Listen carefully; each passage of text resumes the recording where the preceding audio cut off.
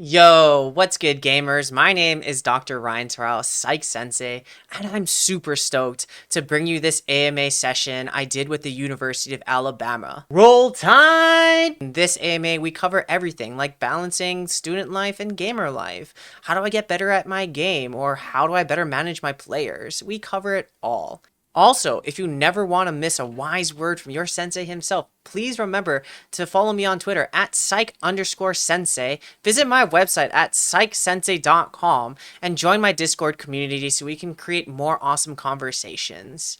But without any further ado, let's get started. And remember, friends, stronger mental wins. Oh, there we go. Oh, technology? What's good, gamers? My name is Dr. Ryan Terrell, and I'm super stoked to be here with Alabama Esports. Roll Tide. You have no idea how long I've been waiting to say that.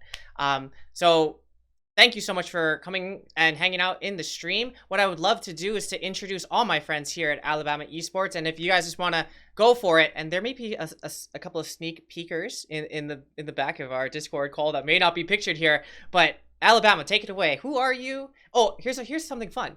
Give us your name, give us your position, and then give us a fun fact about you.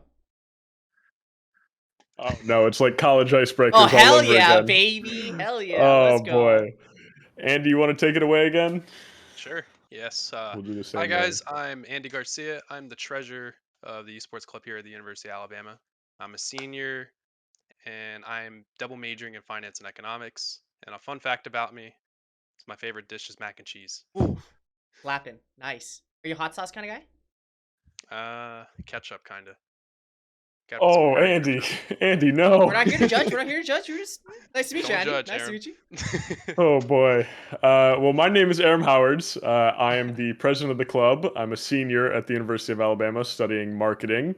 And a fun fact about myself is that, let's see, I was gonna say that I have a dog who is sitting next to me, but he just ran off. Fun fact about myself is that it is, I don't know. I work for an esports production company. There we go. Space Oh, Production. sick. Shout out to Oh, shout them. out. Nice. Absolutely. My name's Augie Barnett. I'm the coordinator for the CSGO team here. Um, I'm a junior. What am I saying? I'm a sophomore creative media student, and one time I sharpened my pinky finger on a little pencil sharpener. I don't know why. Oh, just did it sharpen. It just made a little skin flap. It wasn't worth it. God. Wasn't worth it. Good science. You had to test that hypothesis, and we found out not worth it.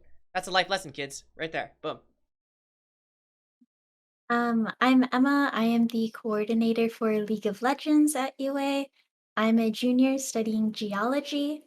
And I'm not sure if this is an especially fun fact, but I've been playing League since 2012.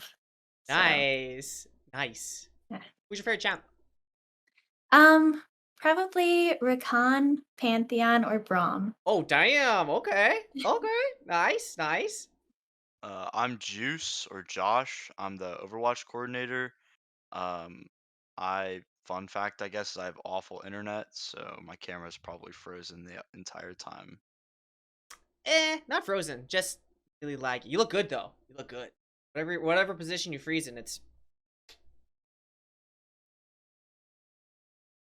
Am I next or is Sophie next?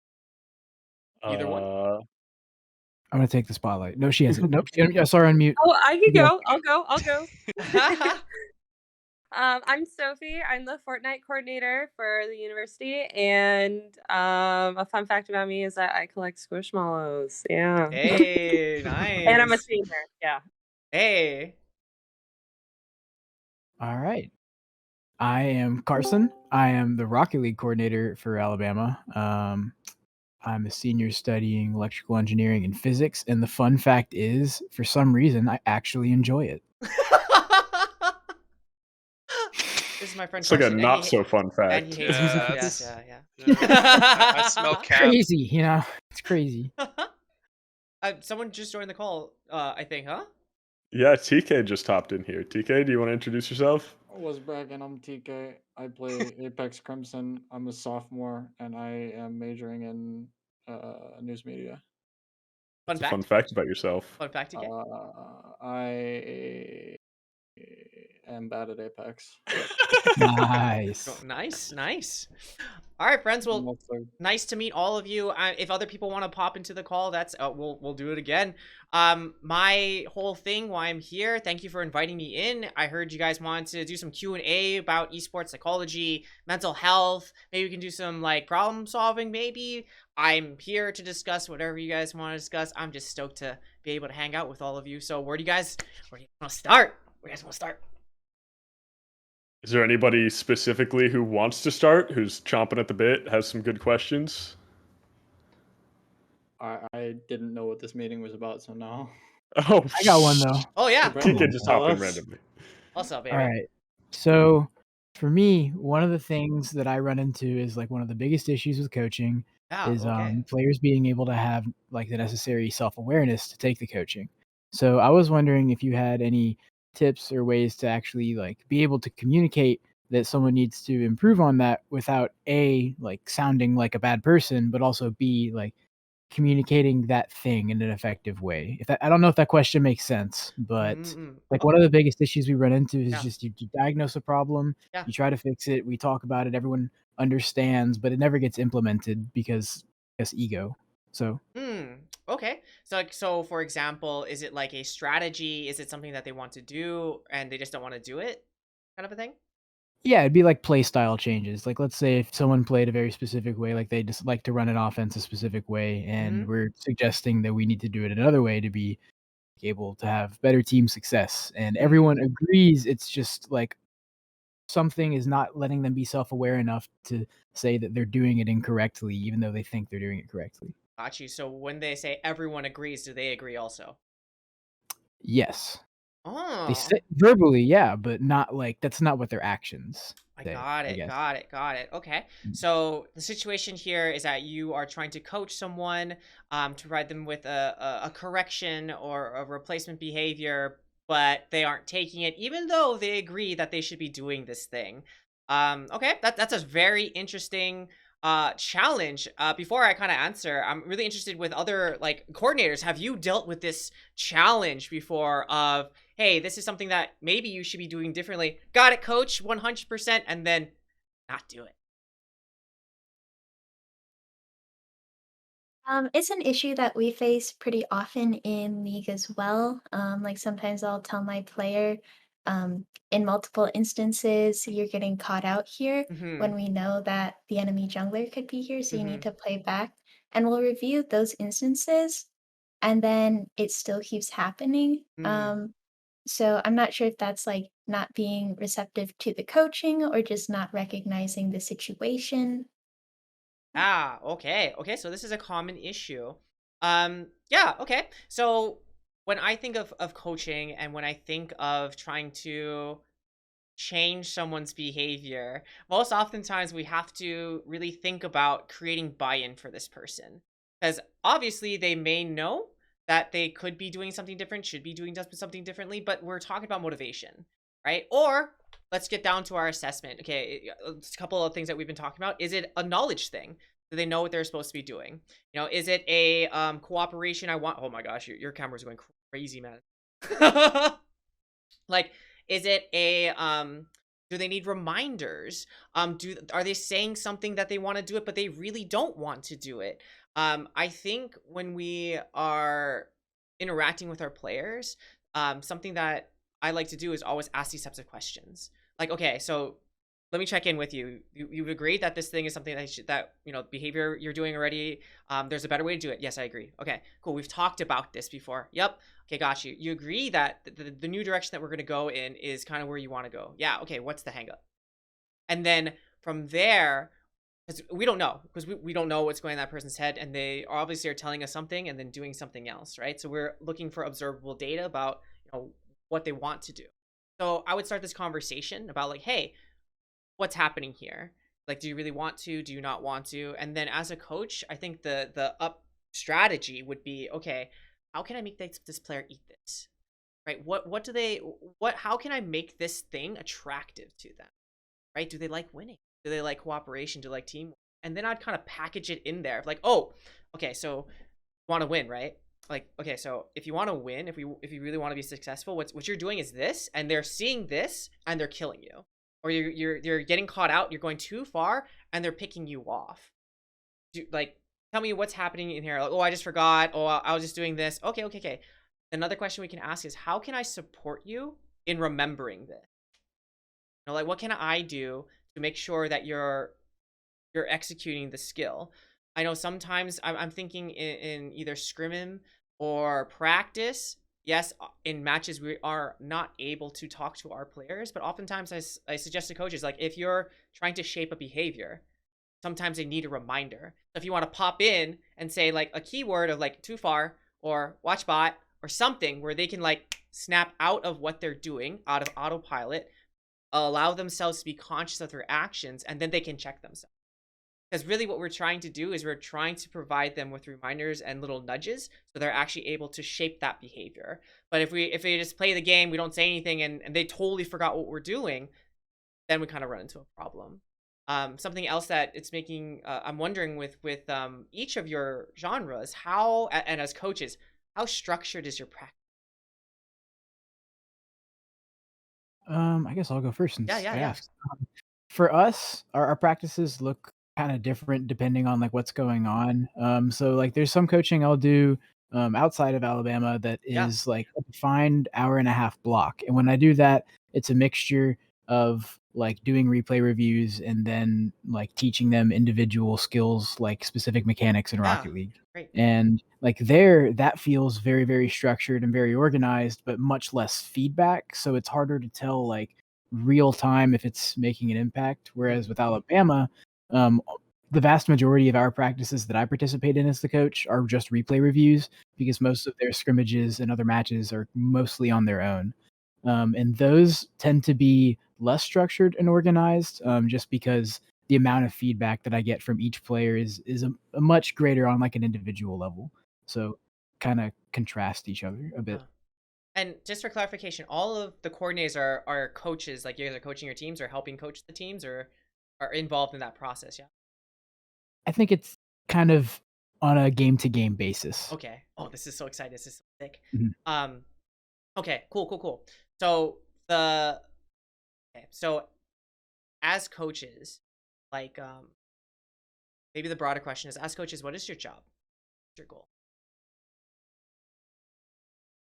I want to hear other people go Oh, too, yeah, it but doesn't have to be I'll you, go man. for I'm this just, one. I'm I'll just go. asking this question. So like all of you, when you were thinking about coaching, like what do you think your job is, especially in esports? For me, it's always to allow players to go out and put forth the best performance that they have the potential to put out. That's the way that I always see it. I like that. Like to enable them to do that.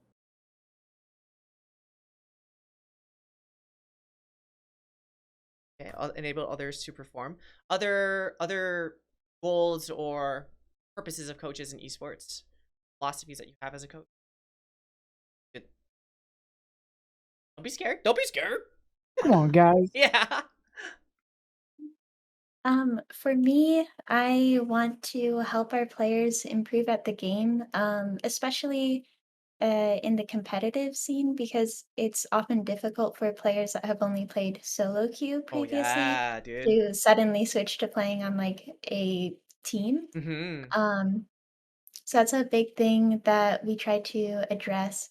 And I basically just want to encourage them and help them be as successful as possible. I like that. There's. I just try to give as much input as I can to just help win whatever game we're playing. I mean, overall growth will come from playing the game, but trying to win like in that instant is kind of what I like to focus on. Someone give me one more, or a couple more. I'm trying to find. I'm seeing a trend here. I'm new to the whole coordinator thing. Yeah, And yeah. Quite honestly, I'm not the best at Counter-Strike. Okay, So stop it right there. No negative self-talk. Stop it. It's not You're a negative self-talk. You're It's a just the coordinator for a truth. reason. You're here. Okay, go on. So I guess like at the moment things Yeah. are kind of unstructured with like the league we're about to play in. So I guess it's just sort of we're just trying to build a rapport, really. Mm. Get to know each other and Yeah. that sort of thing. but then definitely I played with one guy who was newer, and there's that thing of like trying to correct him, but Mm-hmm. not sound like a jerk. Yeah. Got you. Okay. Cool. So, themes I'm hearing is to increase in performance, to help them win, to enable your players to do what they want to do, to improve. These are all great things. We're missing a little bit though. Okay, what do you think the biggest difference between esports and traditional sports is? The E. Online aspect of it, basically. Absolutely, that's a huge one. How about how Ping. huge, huge? How about like flow of the game? Is the flow of the game kind of the same between traditional sports and esports? And as you I, think I about that, can we do X's and O's in esport? I think it Nowhere depends near on the the same. game because you can definitely draw up like set plays for different maps and different stuff. It's a lot more specific, but it's not necessarily as simple as doing it like in real life. But like in terms of pacing, like for Overwatch, it's a lot of stop, start, stop, start, stop, start, which you also see in, football, play by play, Hmm. soccer. I mean, it's kind of attack, defend, attack, defend. So Mm-hmm. I think Right. it's definitely like similar. Right, for sure. Have you seen have you seen the same Overwatch game twice? I've played the same Overwatch game multiple times. Like, has it played out the same exact way, even with the same lineup and the same map and the same players? Probably not the exact same game, no. Mm-hmm. And I think that's like when you do the comparison between esports and traditional sports, I think we have to approach it with a little bit of a different mindset because the differences between the two. So yes, your job as coaches is to improve your players, but more importantly, when I think about like coaches or coordinators in your positions, what I'm thinking about is y'all like ideally, if possible, perfect esports in my perspective. You guys can offer some corrections if I'm wrong or if I'm a little off from what you think. Could be played silently because if we could all do it, we'd have hive mind and we all know what we want to do, why we want to do it, and where we're going to go and where we're going to be. But the problem with that is that we all think differently. We're all seeing the game slightly differently. Our positions dictate what we want to do, how we can do it. Characters, you name it, what have you. Those are the things that kind of make it kind of hard to do it all at once. So as a coach, as a bird's eye view, I think your job is to teach your players how to think, right? It's to pass on this is how the game from my perspective should go, and each of you contribute to the game this way to make it flow this way because this is our win condition according to our composition.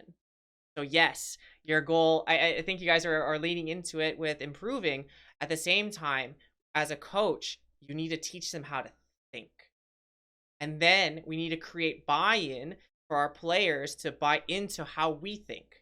Because then if we think the same way, or if they think something different, we can understand them, incorporate into our thoughts so they can then do what they're doing, but we understand what they're doing. So that being said, with these two players that may not always listen or see what we see, how could we then teach them how to think, create that buy-in? So I think sometimes it's kind of hard because it's like do this and this and this and then this is what will happen.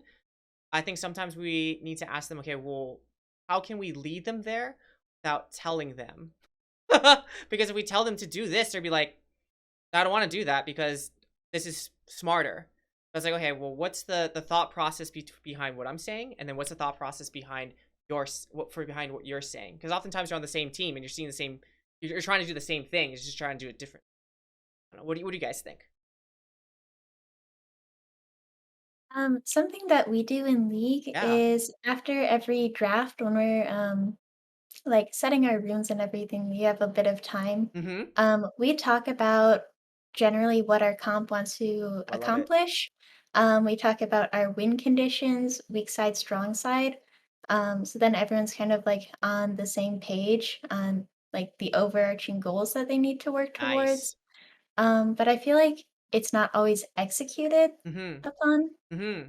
So Good, good, good. Okay, so why I say that's good is because you have a structure, you have a flow of what is supposed to happen, when it's supposed to happen. I think the other thing that might be helpful, that could be an offshoot of that, would be like, okay, this is our win condition. This is how we're supposed to play early game, mid game, late game, or whatever. And then after that, it's like, okay, this is your responsibility for early game and mid game and late game support. Okay, this is your responsibility. Kind of hard to plan that far, so I just say early game. Like, this is your responsibility for early game support. This is your responsibility for mid game, early game AD. Each person has their own individual assignment. So then we can specifically see, okay, we have a game plan. Everyone else has their roles and their goals. Now, who didn't do what and how come? And then we can, from that perspective, we can actually pick out specific things to work on after that. Because then we do more science of like, oh, did they not understand their assignment? Oh, did they not just be able to mechanically do their assignment? Oh, did they not just do something else with the assignment? What happened? And then we can kind of pick it out. I think the hard thing with you coaches or being a coach in general is like the thinking and the structuring and the individual, like, here's a team goal, here's an individual goal. Okay, now how do I track these things? I think that's the hardest thing for coaches, is being super structured, because the more structure you can provide the team, the less confusion there will be, and then the better science becomes. And yes, like you say, this is going to be different from each sport or each esport or each genre or title. So I love that, like, League, okay, this is what's happening. Okay, tell me. And then we can kind of like problem solve together. Super cool. Others, what do you guys think? Oh, and also, if I'm saying stuff that you're like, okay, that's stupid or it doesn't work, yo, just tell me, because I want to give you guys stuff that works for you, and then throw away all the stuff that doesn't work. So if you're like, okay, that's good, I like that, then tell me, I can give you more of that. Or if you're like, that's not exactly how it works for Rocket League, like, it's different here, or hey, for like 2K it'd be different, so that doesn't really work. Okay, then tell me, and then I can like, okay, 2K, what do you need to do? And then we can problem solve it and give you what you want, okay? And you're not gonna hurt my feelings. I'm here for y'all, so. Okay, I did want to say something about the being able to play silently. Yeah. A lot of our games have sound cues that Mm-hmm. not everyone can hear. Oh, So yeah. Oh, what I meant, sorry, is like and we have not different talking to each other. perspectives. My bad. Yeah, well, I understand, Mm-hmm. like, everyone, like, knowing where they're supposed to go and not having to call out, like, what your team to do, but like I said, Overwatch is really stop-start, Hmm. so any sound cue could start a fight or win a fight. Like, if you hear a certain cooldown get used, you can basically steamroll a fight off of that 6, 7-second cooldown. Oh, for sure. I think what I meant by that was like, if everyone knew at all times what each other was thinking, from even if like, okay, if I don't need to see what you're seeing, but if I hear your thought of like, okay, this person's coming around the corner, I need to do these. Or if I just knew you and how you want to play and how you're going to react to a certain situation, we wouldn't need to talk, because we just play off of each other, right? Oh, they always do this here. I was just talking about talking. Of course, with sounds, you need to hear those things. Alts have sounds and cooldowns, and so do like reloads and things that you're going to need to hear. So, not game things, but more so like communicating. Because if we can get to hive mind, then we reach unity, and that's great. If you're a Rick and Morty fan, drop that Um, reference. But that's what more I was saying. But absolutely, like you're saying, you need to I hear those sounds. gotcha. Yeah, makes sense. Cool. I really liked what you were saying with like your process of like we need to teach them how to think really well. When you were using your example in the context of League and like the Yeah. early, mid, and late game, it's a little different with Rocket League just Mhm. because the games are so fast. So we Yeah. kind of see it like on like a series basis Mhm. and use our games as like delineations for Yeah. change of mindset. But one of the things we run into is like our first game, we typically always come out aggressive and use it as a feeler to like try and stun them and then assess what we need to do for the rest of the I series. love it. But sometimes that can work poorly if the first game doesn't go as expected. And then Mm. the issue that we run into a lot is how to separate like your analysis from your emotion. I think what everyone really wants to know is how you can prevent like the tilt from happening in situations like that, or at least how you can go around it. Yeah. Oh my god, I wish I had that. Like, dude, I'm still in the process of creating this amazing intervention drug you have to be like, no tilt. That'd be amazing, wouldn't it? Or like, Crazy. no emotions, only Mhm. play. That'd be sick, but unfortunately, we are humans and we have these emotions. And so I think the best way, I mean, from my research, what I've found is that tilt happens for two reasons. The first reason being frustration, and the second reason being boredom, oftentimes. Right? So, for example, I mean, I think boredom happens more in solo queue, or you're playing by yourself or what have you, where you can be playing and then you're getting just stomped or your brain turns off and you're on autopilot. So you're like, huh, how can I make this game more exciting and more engaging for me? What if I just run it down a little bit? You know, what if I just on goal myself a little bit? Like, whatever, right? Just make it a little more fun. But oftentimes it's in competitive, in teams, it's frustration. Okay. Then from there, you need to ask yourselves, okay, where's this frustration coming from? And it sounds like maybe in your example, it's the expectation that from this play, we're going to smash. But really, maybe it's adjusting those expectations of exactly going back to what you said of like, hey, we're going to run it hard and aggressive for science. Like, we're not going for wins and losses. We're just going to see, and we're going to test our hypothesis of, can they handle our pressure? If the answer is no, well, we're just going to do this, and that's how we're going to play this game. If the answer is yes, we need to change what we're going to do. So the first round, we need to like adjust the expectation of smashing to science. And then also some other things that can help tilt, of course, are, you know, they happen in the prep, right? So you're eating, you're sleeping, you're studying, all those things. Like, let's get back down to the basics first, making sure that all those things are checked. Your relationships are good, not fighting with your friends. All those things affect tilt, right? So that's like the bottom of the pyramid. We would make sure that that's G. And then after that, I mean, in the moment, we do have some like coping strategies. We can do breathing, we can stand up, we can drink water, we can have mental resets to help us in those things. I think though at the beginning, it's understanding that tilt might happen. I think it's being aware of when the tilt is happening. Also, what happens specifically for you when you tilt, and or it's also always a fun activity to do with your whole entire team, to go around the room, and if you're having a discussion about tilt, and ask everybody, okay, how do you know when Robert is tilted?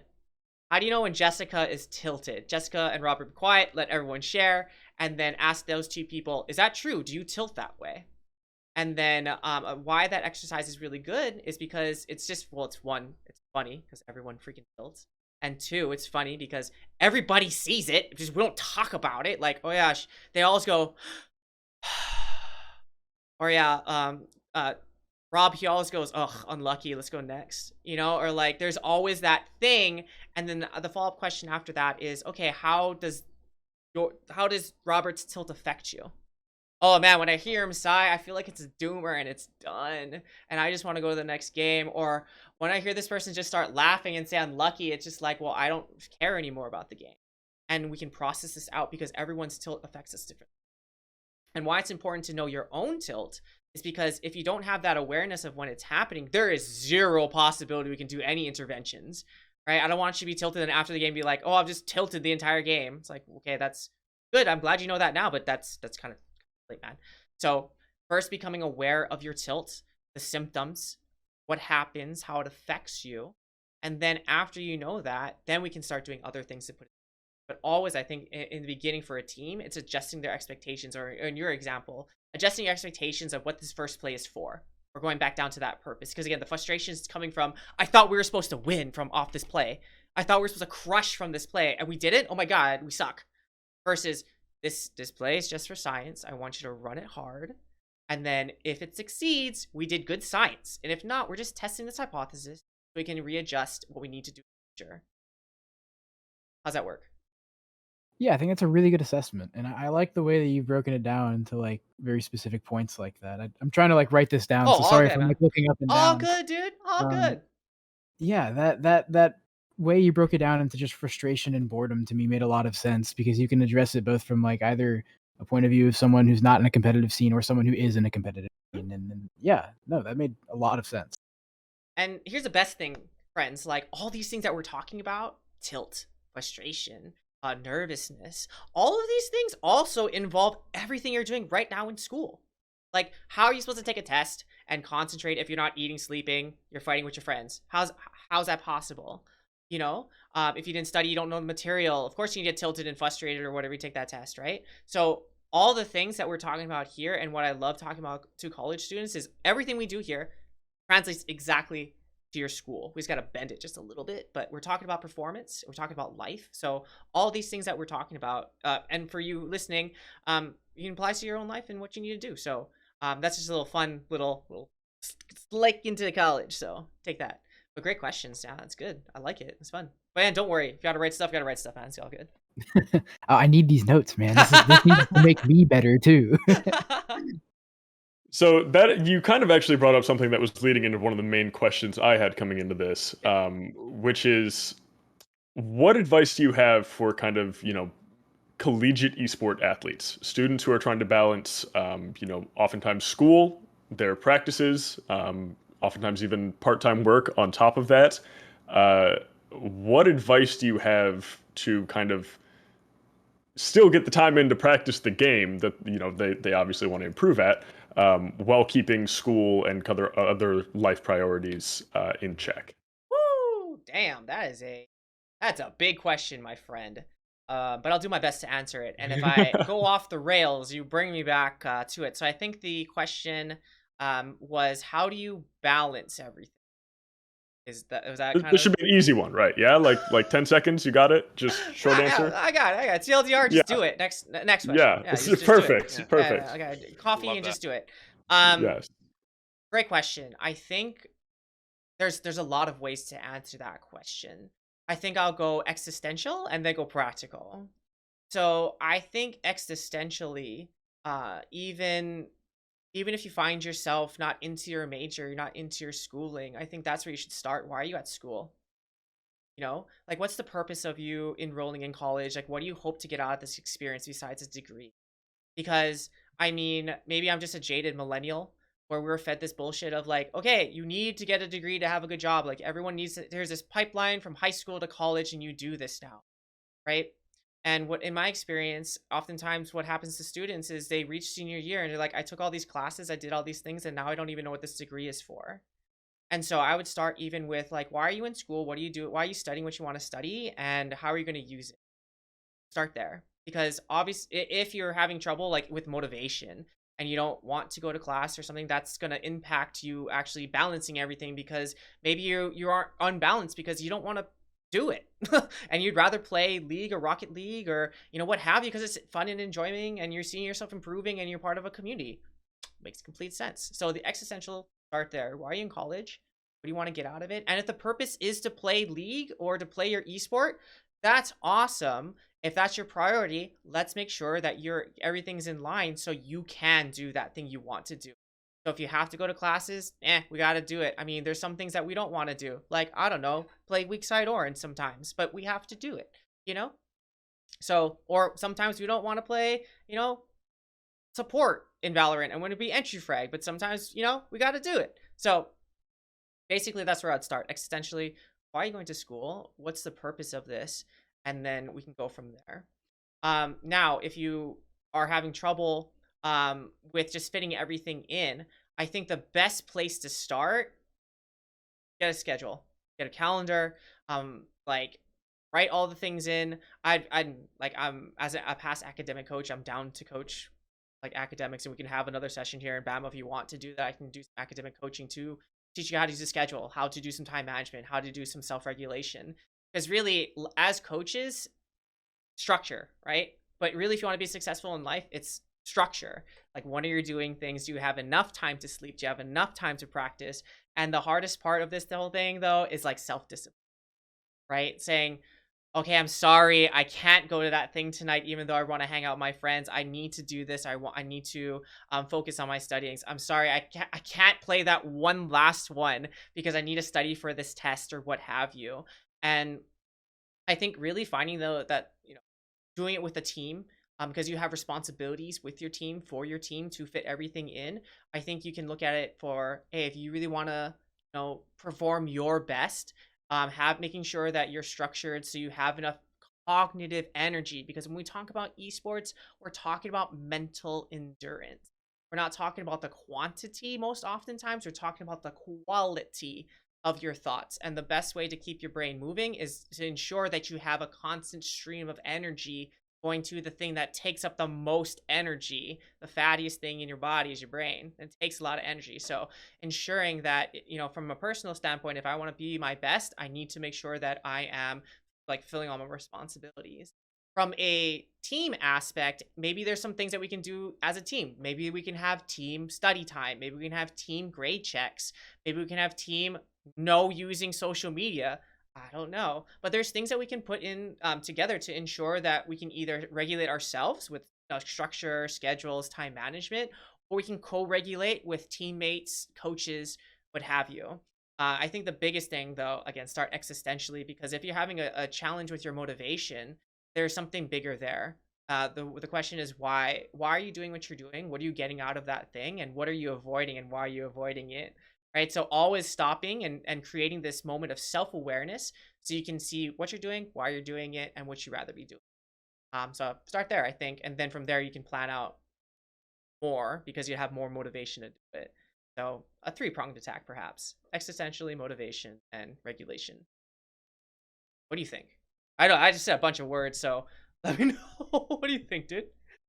No, I think that covered it all pretty well. I do like the kind of existential part. I think that's a big issue that, frankly, a lot more college students than care to admit face, in terms of not really being interested in what they're doing. Yeah. We're not all Carson, who gets love out of theoretical physics and that fun stuff. It took some time, okay? It was an acquired taste. One, I struggle. Yes. Well, I mean, even extending that to kind of go back to where we started, right? Oh, this player isn't. They say they want to do this thing, but they're not doing this. That's as a coach, you kind of can explore that motivation piece. Well, what makes you want to do this instead? What's challenging about doing it the other way? Do you see what these people are seeing? Like, what do you see? Why do you want to do this? Like, so exploring their motivations too. And again, I think as a coach, sometimes we fall into the habit of telling someone what to do and why, like, just do this, and telling, like, do this now, or you should do this because this. But oftentimes I think, especially with esports, it's really important to understand what our players are thinking. Especially because oftentimes as a coach, they play the game a lot more than we do. And so maybe they see something that we don't see that we should consider. And maybe there's something that they don't see because we're not playing, but maybe we're studying and we're watching film. Maybe we're watching VODs of the other team. So maybe there's a piece that they don't see. And so it's really trying to understand, what is this player seeing? What are they thinking? Oh, okay, I see what they're thinking. Oh, that's the roadblock. They're trying to go over the thing. They need to go around. Okay. All right, dude, you're trying to do this. You're falling on your face. Like this. Oh, no, I can't do that. Why? It's too high. It's too high, and if I go around, then I don't know. Then it's lame. Something stupid. For some reason. Okay, well, what makes it lame? What makes that way lame for you? Oh, that's just the easy way to go around. It's so much harder to go up and top. So if I go up top, I'll be cool. Ah, I see. You want to go up top and you want to be cool, and going around is lame. Do you want to reach the end, though? Yeah, I want to reach the end. Oh, okay. Well, what's more important, going up top and looking cool, or reaching the end? What's more important to you? And then allowing them to choose, because I think that's part of the process with coaching. Allowing our players to choose what they want to do, but we really, gave them what we wanted to do. Kind of like when you give a kid, like, okay, do you want to go to sleep at 8 or 9? Oh, I'm going to sleep at 9. All right, cool. But you're still going to sleep. I just gave you 2 options, but I chose those 2 options and you picked one. But you felt like you're in control, so you're more likely to do it. That's good. That's the win-win. So, I mean, that's the fun mental game that we get to play as coaches, is like, oh, see what you're trying to do. I see it. Okay, and this is what I'm trying to do. Okay, now how can I drop these little nuggets for this player to eat them, like, piece of candy, to lead them to where they want to go, but make them think that they got there. That's the game of a coach. So I have one more question, then unfortunately I have to hop out. I have a project due at midnight that I'm going to try and get done. But balancing everything, I see. All right. Okay, I got you. Yes. All right. My last kind of question is, something that is kind of, coach specific as well, Mm. but really it applies to really any kind of team management. Mm-mm. Is what is your advice when it comes to situations where, I guess, for lack of better terms, you need to be the bad guy? So whether that is kind of, a player has, done something that requires some discipline, and it's, I'll say less of like, okay, is this something bad? Is it not something bad? More of like, something bad has happened. How do I, as the kind of leader, deal with that without being A a dick. jerk? Yeah, yeah. That's a fantastic question. Fantastic question. And I'm so happy you asked this question. I think that there's a lot of times where we're, as coaches, we walk this fine line of friend, but authoritative figure. But oftentimes too, like you may be the same age, around the same age cohort of this They're person, younger. or younger. And so sometimes like, I think it's even like, but if it's a little bit easier if they're younger. But how do you deliver information to someone that need to hear it, and without sounding like a dick? Well, the first thing I'll say is that you need to do it, right? And you can't, or it's not recommended to pretend everything is fine and then try to make changes with the team if this one person is clearly the problem. I think when you're approaching this situation, know that it's your job and it's your responsibility, because for lack of better words, you're kind of mommy and daddy of the team. Like you're the parent, you have to make sure that they're learning from you, and sometimes you got to discipline the kids, and that's okay. Here's the thing though. Like, as long as, well, first of all, don't make it awkward, because if you make it awkward, then it's gonna be awkward, right? So like, don't go and be like, oh well, I'm sorry, I gonna come over here after practice again. I'm gonna talk to you about something that maybe kind of say, I don't know. Just say, hey, dude, can we talk to you? Oh yeah, sure, dude. What's wrong? Okay. Make sure that you have a structure for this discussion. Hey, I've noticed, you can use observations. I've noticed that what you did, like, this happened. I noticed that when this happened, this other thing happened, and then I can't have this happen on our team because it affected team X, Y, and Z, and I'm just trying to understand what happened. So if, again, I'm using the same approach, and this is my coaching style that I found to be effective. There's different coaching styles, of course, but if I'm trying to deliver a behavior change, I want to see what this person thought and why they did it. Because maybe they're having a bad day. Maybe there's some things that got in the way that made them act out this way. I'm not saying that that's okay. I'm not saying the behavior is fine. What I'm saying is I'm just trying to get some insight to understand what this person was going through. Because then maybe I can make a better assessment of what I'm going to say, or my intervention will be different depending on what they're going through, their mind state. And then it's kind of up to the player after that. After I explain to them, okay, this is what I'm seeing. This is how it's affecting the team. How do you see it? Okay, I understand what you're saying. We can't have this because I want our team to do this. And then we have to try to create buy-in with this person, like asking, do you understand what I'm saying? Where do you see a difference here? How can you help me make this team this way? Trying to create that buy-in with that player of including them in the process so they can choose to be better. But at the same time, if they continue to act that way, you have to say like, hey, we had this discussion. We put these behavior things in places. You can do, it depends on your system. If it's really bad, you can sign a contract or what have you. You can say like, hey, we already had this discussion before about how you're supposed to be changing. We talked about this. If this continues, this will happen.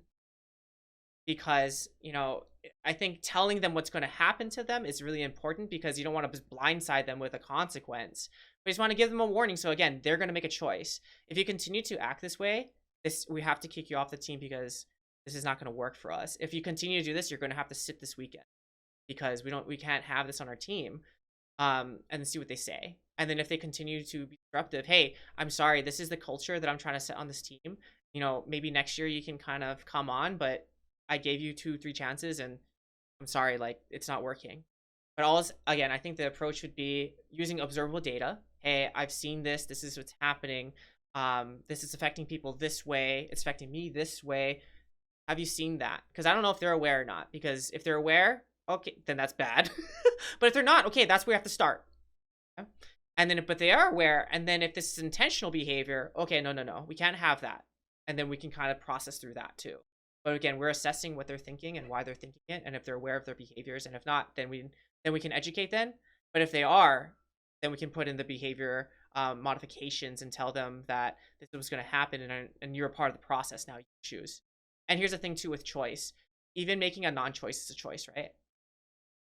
Like if they choose to go along with it or choose to say nothing, that's a choice. So we all make choices. And as college students, that's something that I'm trying to teach. And as coaches, that's what we're trying to teach, right? Like make choices in game or out of game. All choices have real life or not. So what do you think? I think once again you put that into words fantastically.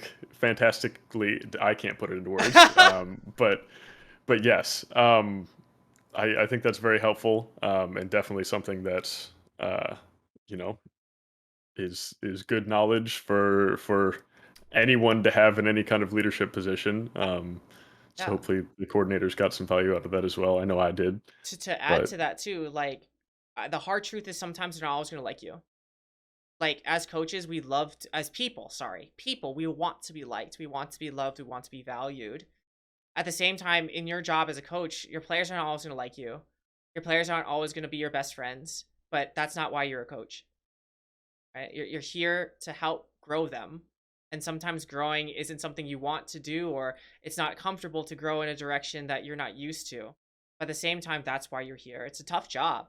Honestly, it is, especially with people in college or maybe younger. Like, it's a tough job. At the same time, by providing them structure and boundaries, they also know, okay, what is the line and what's not, and they'll test you because that's what they'll do. At the same time, by like going back to structure, organization, the more structure that you can provide them, they'll know the rules of the game and they won't push back. And if they do, they know what the penalty box is, they know what the foul is. It's all part of it, so they can choose what they want. But again, it's okay if they don't like you. That's fine. That's not your job to make everyone like gotcha. Thank you, Doctor. I you. Yeah, actually dude. have to head out. Everyone else, obviously, please keep asking questions. Yeah, for sure. Andy, you can take charge. Well, thanks I'll for take putting this charge. together, man. And like, yeah, you have my Discord, so we can do something else later on. But yeah, Absolutely, thanks for putting this on for me. absolutely. Everybody asked some great questions, and see ya. Have Yeah. a good night. Bye, everyone. What else you Bye guys bye. got? What else you guys got? Now that the dead weight's gone. Just jokes, Um, just jokes. Yeah. yeah. In League, I think the biggest thing that my players struggle with is burnout. Ooh, Obviously, yeah. league matches are very long. We have scrim blocks twice a week. Each one is 3 games. Then we VOD review Fridays, and we have tournament matches on like Saturday.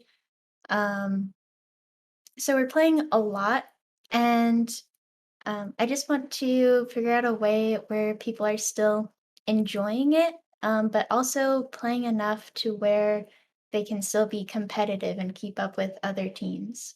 Ah, good question. How about all of other yous? Have you guys experienced burnout with your players too? And if I've so, like, what's the figured out experience? personally too.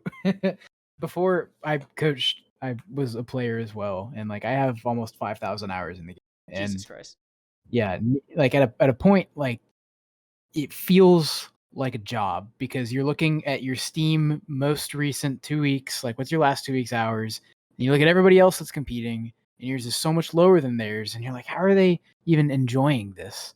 So that's what got me Yeah. even out of playing. Yeah. That's why I became a coach, and I see that more and more, like with the players that I've had in the program, like for longer times than the ones who are just newer in it, Mm-hmm. and it's hard to combat. Like well, I don't know. Sometimes you feel like you just have to say you can't always enjoy it, but I don't like that answer. I hate that answer. Yeah. Yeah, I feel you. I feel you. Oh, by the way, you're halfway to being an expert apparently, right? 10,000? You're almost there? Almost there. Yeah, halfway. To do my math. If I Almost do my math correct. Yeah, other physics. physics, man. Others of you with burnout, what's your experience or your team's experience with burnout? So for Overwatch, we got caught, or at least last season for the teams that I was playing and kind of like player coaching. The meta was pretty much the same for the entire season, and sometimes it gets really boring, especially when we had double shield for 2 years straight in like the game's Yeah. competitive mode. Um, so Rip Blizzard. I, like we didn't. It felt like taxing to either play the boring comps, but also like we take a lot of enjoyment in winning, and you couldn't win on anything else. So switching it up wasn't really an option. So we were kind of just having to practice a lot of stuff that wasn't fun. Yeah, that Overwatch meta was jacked, bro. I'm sorry, the game was Is broke, bro. it's not was, it's is. It It's is still still a game. broke. Oh, jeez. That's Okay. Yeah. something Oh, go on. that we're struggling a lot with that in League as well. Like there's definitely a competitive meta, which we define. We talk about the champions that are meta right now, and then the comps we want to kind of build with them. Um, but that's very different from solo queue. Oh, yeah. So I have a lot of players that maybe one trick a champion, or they have a very specific play style and champs that fit into that, and it doesn't always translate to competitive where you need to play more cohesively. Um, so how do we still make teams that will be successful, but also allow champions that the people enjoy playing? This is really interesting. This is really cool. Well, I'm gonna give other people's before I like give thoughts because my head right now is like there's so many places we could go with this. Others of you? Well, with Fortnite, the way that we practice, is basically just going through and just playing rounds with like the setup like duos. And sometimes like players will just get in a rut if they just like keep losing. And like the matches are like maybe 15 to 25 minutes long, but like if they keep losing, they keep getting killed, like they'll just get really unmotivated and they'll be like, I don't want to play anymore. Like I'm tired. Like I want to go to bed. So that's just a problem, basically. Yeah, that makes a lot of sense. I feel that.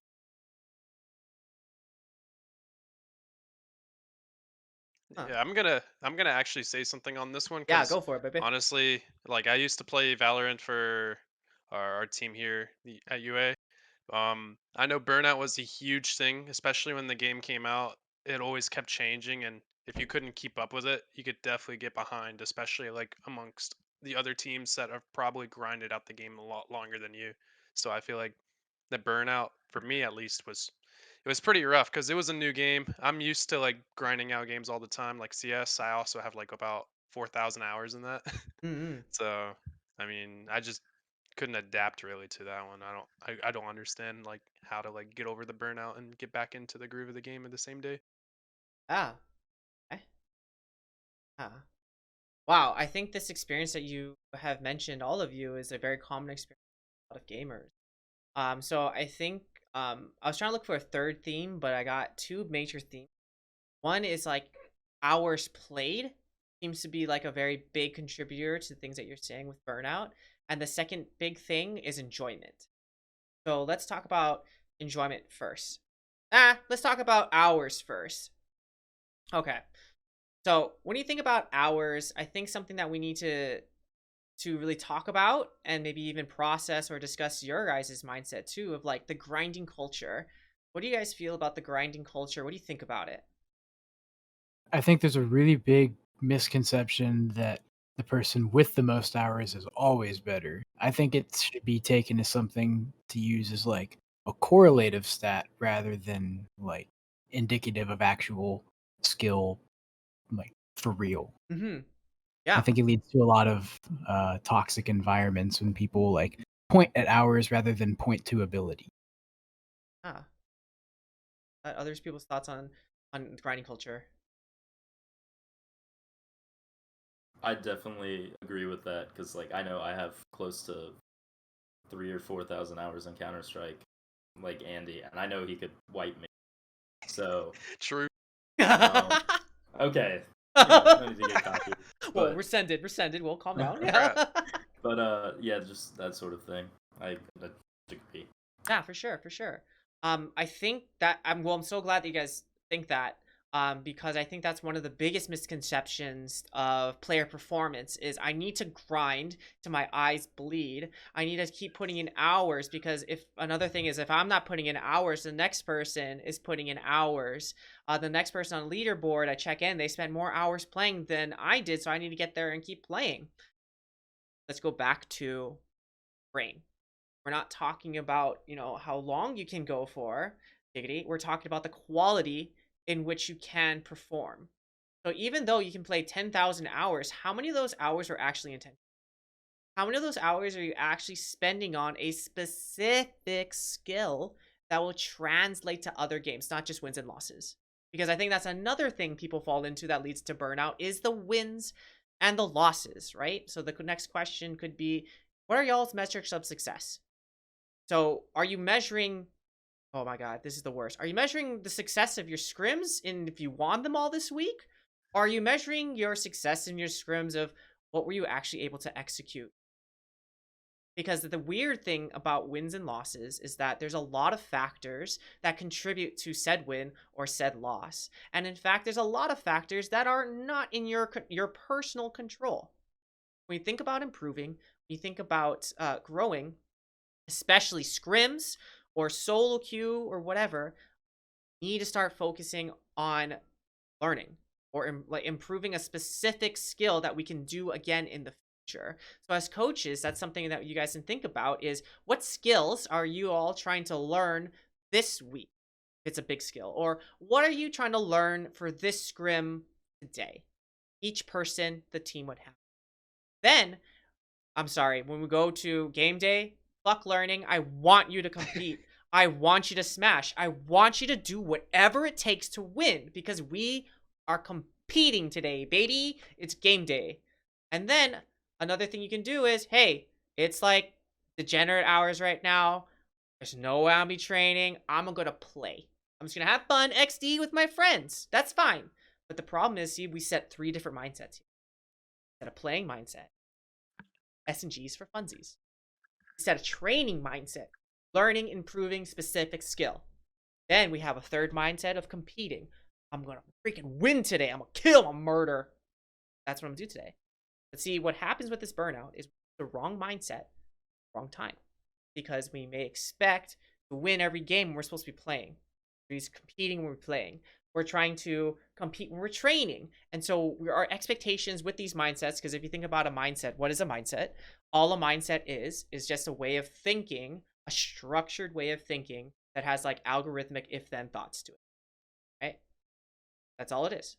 So by taking a specific mindset into a thing, we're thinking and using that algorithm, we're using that structure to participate in that activity. I think that could help, really assuming the correct mindset for the correct thing.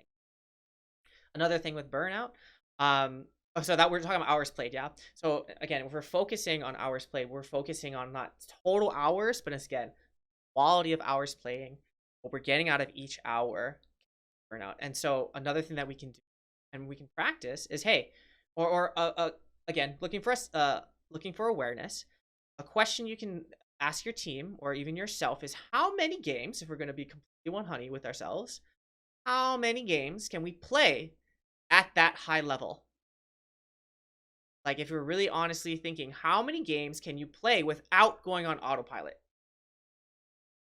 Because we need to find that number, right? And then from there, that sets a base where we can practice and grow that number of games.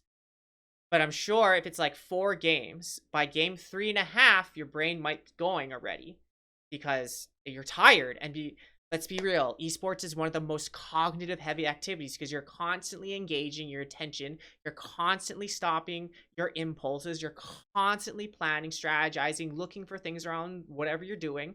So it's really taxing. To say that we can play 8 to 10 games would be a lie at a high level. That's impossible. Impossible. Sure, we can maybe train, but right now, if you find yourself like sliding, you maybe have 2 to 3 games max, and that's okay. That's okay. But really understanding that that's our prime gaming, and to set a boundary even in your own games, or hell, if you want to practice maybe increasing your endurance, okay, we're gonna play 3 games this week and play them at the highest level we can. Okay, and after 3 games, that's it. How? I'm sorry, pause Hawaiian. So stop. I'm done, right, for today, or I'm done for my competing or my training mindset, and now I'm just gonna go play. Okay, then so next week, I'm gonna try play 4 training games, high intensity games. 4. Okay, how'd that feel? Didn't feel good. Okay, I'm gonna go back down to 3. So we can actually track and set a limit for yourself of how many games you can play at a high level or how many games you're going to use in that set. And we can train ourselves. Like, I don't know, maybe sometimes League, you're going to play a best of 5. Okay, so in my training, I'm going to play 5 games because I'm going to prepare for this best of 5 battle that we may go all the way to the end. We may play 4 games or something, I don't know, 3 games, I don't know. But training yourself in that block to play that, again, maybe there's a training set where we just play as many games as we can together to see where we'll fail. Then it's a stress test. Okay, we played 5 games in a row and we went boom after 3. Okay, we now know that 2 games is probably our prime. Okay, that's a stress test. Cool. We're not playing for wins. We're not playing for losses. We're just playing to see how long we can do this. So when we get in that position, we know what it feels like. You know, so again, we can use similar training methods to extend our endurance. But again, what we're really trying to train for is quality. So, okay, so we got boundaries in practice. We got setting expectations. Oh, there was another one. That's good. Okay, so now we're talking about the quality of games. Without the second one, so endurance and then quality. With burnout. Yeah, I think with burnout is just really understanding that you need to take a break. And really understanding the, I guess, benefits of what you're doing. Because oftentimes we're doing something for a reason, and then stopping and seeing, are we getting the exact benefits of what we want to get out of this action or this behavior? And if the answer is no, okay, let's just stop and rethink and re-strategize how we can go about this, right? And then again, we're going back to quality, setting those metrics of success. You know, what is my metric today? Again, stay away from wins and losses, and say something else related to a skill that we can do again. So I think those things might help with burnout. Again, limiting the games, really setting the correct metric, and then seeing how many games you can play, and then going from there. What do you guys think? I think that's good because if you don't really have any sort of metric, even if it's kind of abstract or not, then you don't really have an accurate way to assess how everyone's doing or if you're improving or not or if what you're doing is working. So I think that's really, really important. Yeah, the tricky thing is that sometimes Twitch, sometimes Steam, sometimes League will provide you with a stat. And you think that stat is law, KDA, hours played. You know, yes. Think that that thing is law. But is it? And I don't know about you. I mean, recently. But if you go to Vegas, they love stats. They love to show you numbers. They love to show you the past numbers and what number's hot and what's hitting roulette, especially. What those numbers tell you don't really translate to the future because it's all in the past. All those numbers are past numbers that don't really equate to what will happen in the future. So be careful of the stats in a number game. And that's why I'm saying, what are you defining as your metric of success? Like, you can use KDA, but how are you using KDA? Because sometimes you can pad it, right? Or goals scored or what have you. You can pad those things. So sometimes those aren't the best numbers. What is the number or the stat that you're looking for to define your success? And then we can create a plan towards that. Because if you're successful in reaching that number, you should have more wins, not just going for more wins. Mhm. Yeah, great question. So fun. I kind of might like. There's a lot of team games. I'm wondering, like, even with Fortnite, it might be different when it's kind of individually based. Must be a different kind of challenge, I guess, to by yourself and be the last one. I don't know. I'm just trying to think. There's occasional 1v1 events that we'll have, and That's it's what you're saying. definitely it's incredibly different. In my opinion, 1v1s in Rocket League are my favorite thing to watch, more so than 3v3, which is the main competitive mode. Just because you really see the difference in play styles come out, and it's like it's like the same thing as if you watch a soccer player or a basketball player. Like, they have very, very distinct play styles, and that just shines when it's in a 1v1 situation. That's so. Oh yeah. Oh, sorry. I want to shout out. Thanks for the follow, Easy Bear, Alabama Esports. Thanks guys for following. Apples, thanks for following. Lemon Blossom, Juice the Moose, thank you. And then Mayor Stingtown says hi, Augie. So Augie, say hi. Thanks for the follow, not Augie. And Star Rex says hey. So sup, Star Rex. But yeah, these are really good questions. What other things that you guys might have like going on with your teams and other questions that you guys might have, dude? Fun. This discussion is the best. I think the problem we're having most recently is still like wanting to play champions that Oh, don't that's right. translate into That's right. competitive. Enjoyment. I'm sorry. Um, That's right. yeah, because I'll be like, we want Jarvan or Xinjiao, and then they'll be like, okay, but what about Sejuani? Well, actually, Sejuani would be fine. No one wants to play What Sejuani. about Kled? But it's yeah, that kind of thing.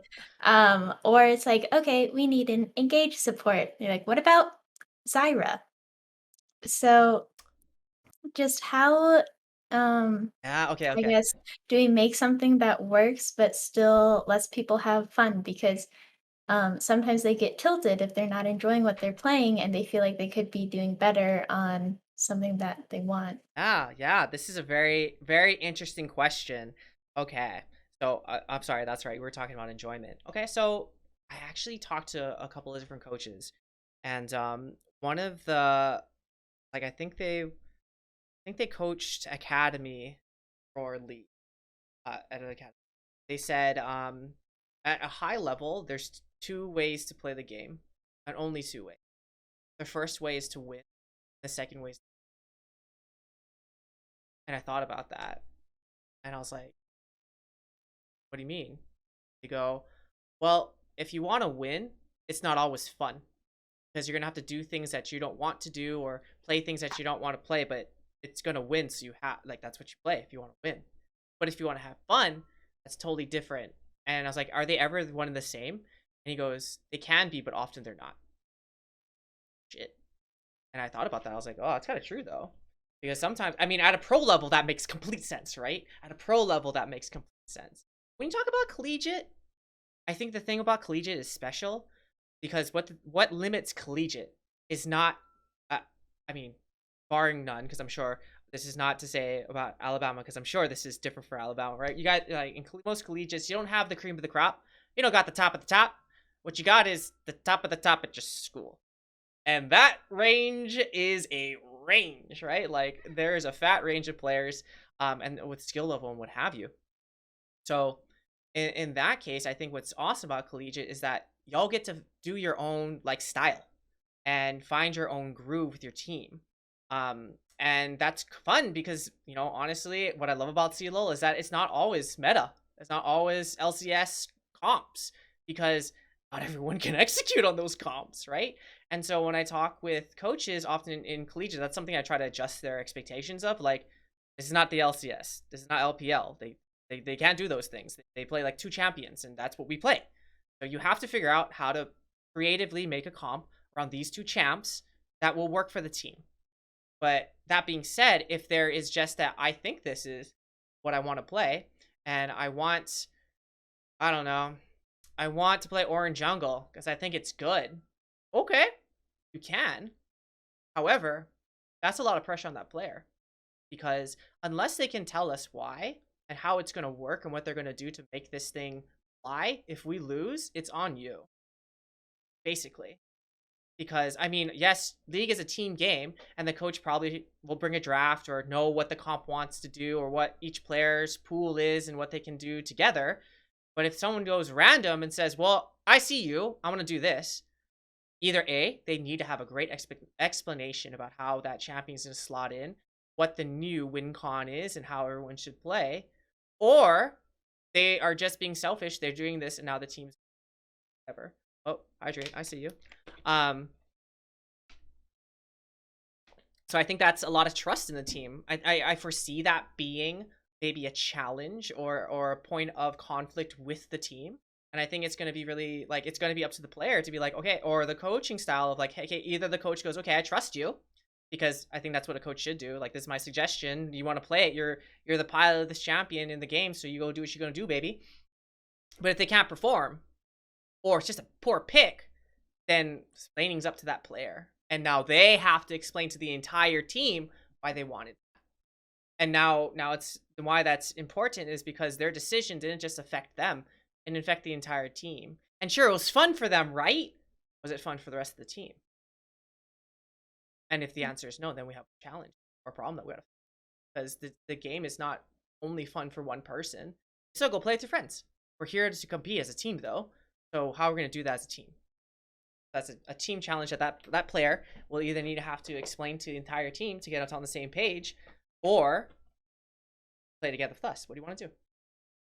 Yeah, I handle it in a way similar to that already. Nice. If they like shout something out in draft with 5 seconds left where they're like, I want to play this, I'll be like, okay, we're going to stick with what we discussed. And if you want to explain to me after, like your reasoning behind it and present evidence from like higher level play, then we can definitely implement that. And they also get a trust card. They say, like, I'm using my trust card here. And if it goes Oh, really I well love and they that show it, system. That's a yeah, great system. then they get their trust card back and they can keep using it. Because But that's what if we're it working on, doesn't, right? Mm-hmm. yeah. The, Um, so that works out pretty well. But there are times where they like call for a pick and it doesn't go well. Like they didn't perform on it. And then they'll start blaming others. They're like, well, this didn't go well because I didn't get the support from here and here and here, or this other lane went well. It wasn't a reflection of me. Okay. Then, well, first of all, I love the trust card. That's a dope intervention, because that's actually the social currency in which all teams run on, is trust. And if you kind of jack that thing up, well, now your currency is low, you know? So that's, I love the trust card. That's cool. That's a really cool intervention. Then I think if I was going to work with that player, I'd be like, okay, that's true. What could you have done better? Why did you want this pick? How did it go? And how did it not go how you wanted? Well, it was going fine, but then bot lane, no. Stop it right there. Okay. Okay, fact. If you know that bot lane was going bad, what was the adjustment that you needed to make this? And did you do it? Because that's true. Good. Now, is that an excuse or is that a reason? Because it sounds like an excuse of why you did poorly. But if we just changed it to say, okay, bot lane's losing, that is a fact. This shirt is blue, that is a fact. These are things that we need. It is what it is. So if this rock is in your way, what are you gonna do? You can't just say, oh, I couldn't go because the rock was there. Like, okay, the rock is there. That's the fact. What are you gonna do to deal with this rock? Not anybody else, because you identify the challenge. Bot is losing. Okay, what's the play? Well, I tried to blah blah blah blah blah. Okay, well, how successful was that? And is that a you thing or is that a them thing now? Because we're all responsible for this, and you wanted this pick, and to make it work, then you need to figure out how to make it work. Okay, did you call for resources from bot? Did you try to do this other thing? Did you let everyone know what you were thinking? Oh, I didn't. Okay, well, next time you're going to need to do these things, because, like, we don't know what you're thinking, and we didn't really know how this pick was going to work in this composition, but you wanted it, so I expect you to help us figure out this comp, because you wanted this thing. And I'm not in the game. I can only watch, and I can't even intervene when it's like, oh, no, they're coming. Like, you have to do that, so that's on you to communicate. What do you think? Yeah, I think that's a good way to go about it. Just making it like their responsibility to help everyone work around it so that we can still be successful despite how other things on the map are going. Apples. But yes, I think that, of course, you don't have to, if the style, if you're coaching is like more exploratory, you can just ask the questions. You don't always have to use force and be like, okay, why did you do this? What did you do this? I'm just not talking fast and I get excited. But of course, when you're exploring with your players, you can kind of explain that in your own way of, hey, like, this was our strat, this was our win con. This is how the game was supposed to go. You called an audible, it's fine. You pulled out your trust card, fine. But since we pulled out the trust card, we trust you to explain to us how this thing is supposed to go, or what we need to do to support you or support us in making this thing work. But we're not quite sure because this was the plan. So what's the new plan? And that way that person can feel a part of the process. They can share their thoughts, and then they can ask for resources. And now everybody knows what, I don't know, Shaco support needs in this meta, right? Or that's what I'm thinking. That's it. Interesting. Good question. Good question. I had a question. Yeah. So as like so for Overwatch, we don't actually have coaches, so we're kind of player coaches. Hmm. So when I make a mistake in game and it kind of I feel like it leads to people like not wanting to listen to what I say as much because obviously you don't want to um follow blindly to someone who like is just like throwing your game. So, in that same situation where you make a mistake, like, and you can't correct your team, how do you deal with them tilting when you say, "Oh, my bad," after you do something like really like egregious? Wow, that's a really interesting question. So the question is, we are a player-led team, and it seems like even though you guys don't have a coach, I'm guessing that you're either captain or acting coach. Oh, I mean, we're kind of all over the place this semester, but like last semester, yeah. okay. Oh, so are you IGL? Yeah, I play main tank, Okay. so if I'm in IGL, yeah. Okay. Okay. So you're IGL. And how far are you in the season? Just started. You just practicing? Our competitive season actually hasn't started yet, Oh, so dope. we're just Perfect. practicing. Yeah. Okay. Why I say that's perfect is because I think it'd be really helpful to maybe have a team meeting. Okay, team, let's come together. It's come to my attention. We don't have a coach. We don't have a coach. I'm acting IGL if you'd like. And since we don't have a coach, this is how the season's going to go. And I think by setting up that expectation of like, we don't have a coach, this is what I'm going to try to do. And the reason I'm suggesting this as soon as possible, because going back up to I think Carson's question about burnout and tilting, we don't know who's supposed to be doing what, and so we're frustrated and we blame each other because we don't know whose responsibility. Because you're supposed to do this, I thought you were supposed to do this, right? Why aren't you doing this? We don't know because it's not out there. So by having a team meeting, I'm saying like, okay, this is how I think the season's gonna go. We don't have a coach. I'm gonna do my best to help coach. What I'm gonna need from all of you though is X, Y, Z. I'm gonna need you to always be sharing what you need from me. I'm gonna need you to do research about your role. I'm gonna need you to present information to us. And maybe something that we're gonna work on together is we're not gonna tilt each other when we make mistakes. We're just gonna make a off the bat ground rule that, hey, if someone makes a mistake and like fucks up and admits it, we're not going to go down too hard on them. Or if they do, we're going to talk about why that made you upset or what have you. And I understand this is going to be frustrating and different. At the same time, this is the best we got because we don't have a coach. And then we can ask the other team, what do you think, team?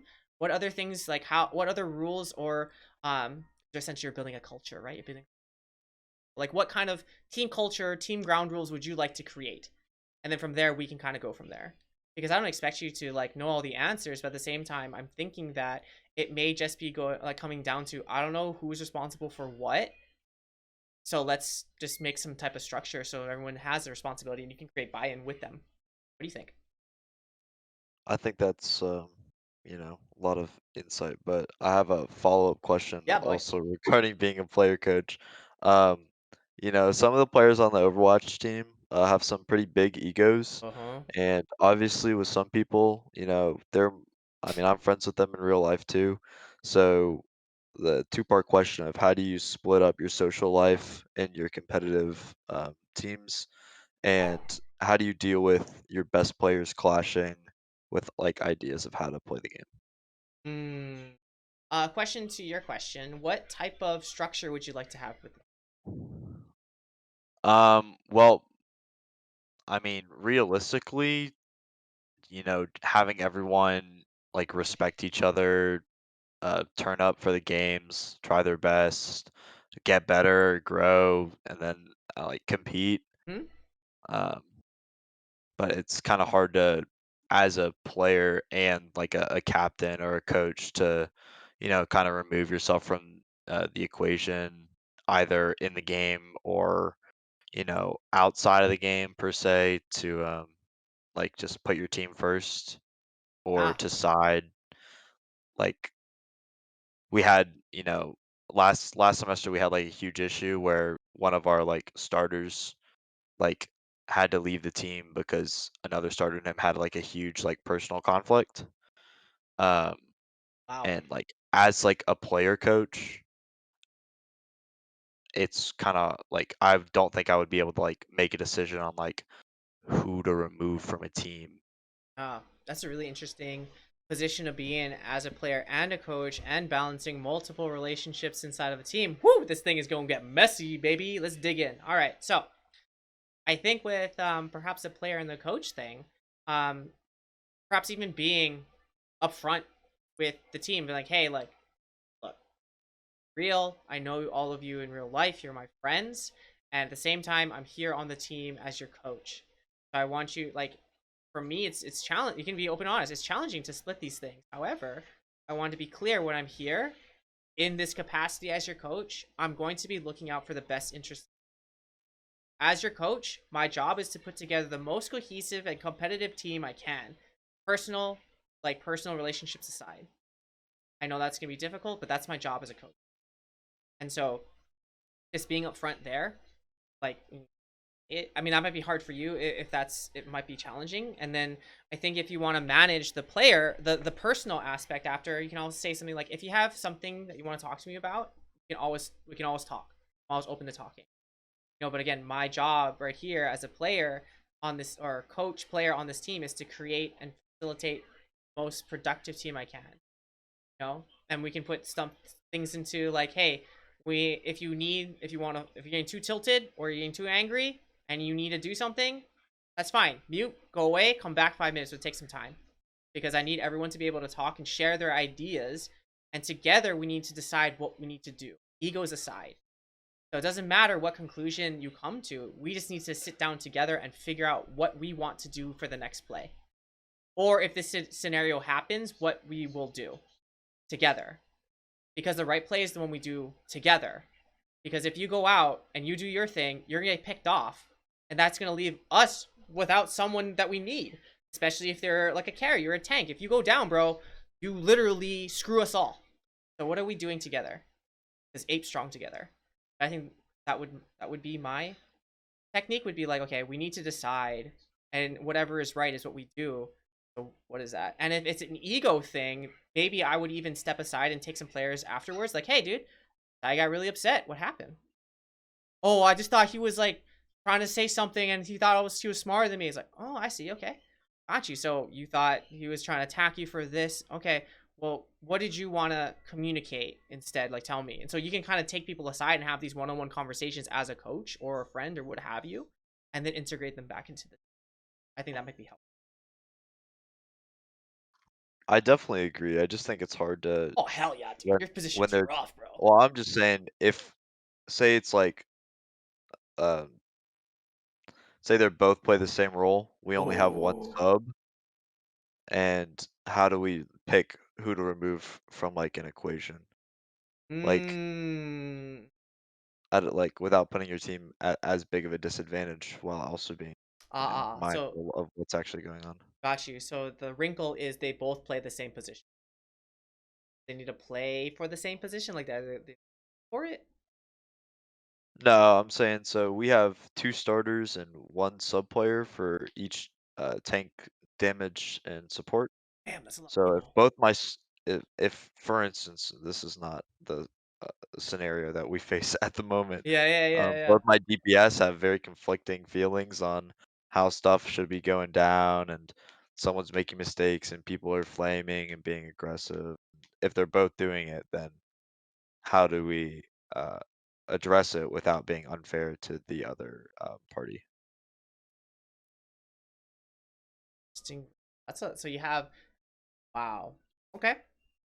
Well, how objective can you be? Do we have any objective measures of who is quote good and who is quote bad? For example, because I mean that's one way we can scapegoat it. It's like, this is what we said this is what's really important. Okay, oh, maybe that can actually help actually. Okay, think about then. What is the playstyle / win con of your team?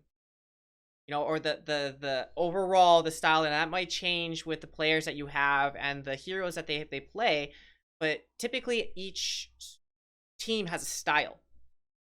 And so once you demonstrate that style or strengths and you play to your strengths, which player is stronger playing to those strengths. And then from there, you can create a metric of, hey, this is what we're measuring. This is what like this is how we win games. And to win games, we need to do X. And if you can do X to win games, then we need. If you can't do X, then you're gonna sit because we play this way. Oh, but my style is different. We play this. I can play Tracer. We can do blah blah blah. Well, is that like can we all cater to your style? Because most of us play this way. Can you fit in here? Because this is how we want to win, or most of us will win. Oh, but I'm a I cat. think Oh, go on, go on, go on.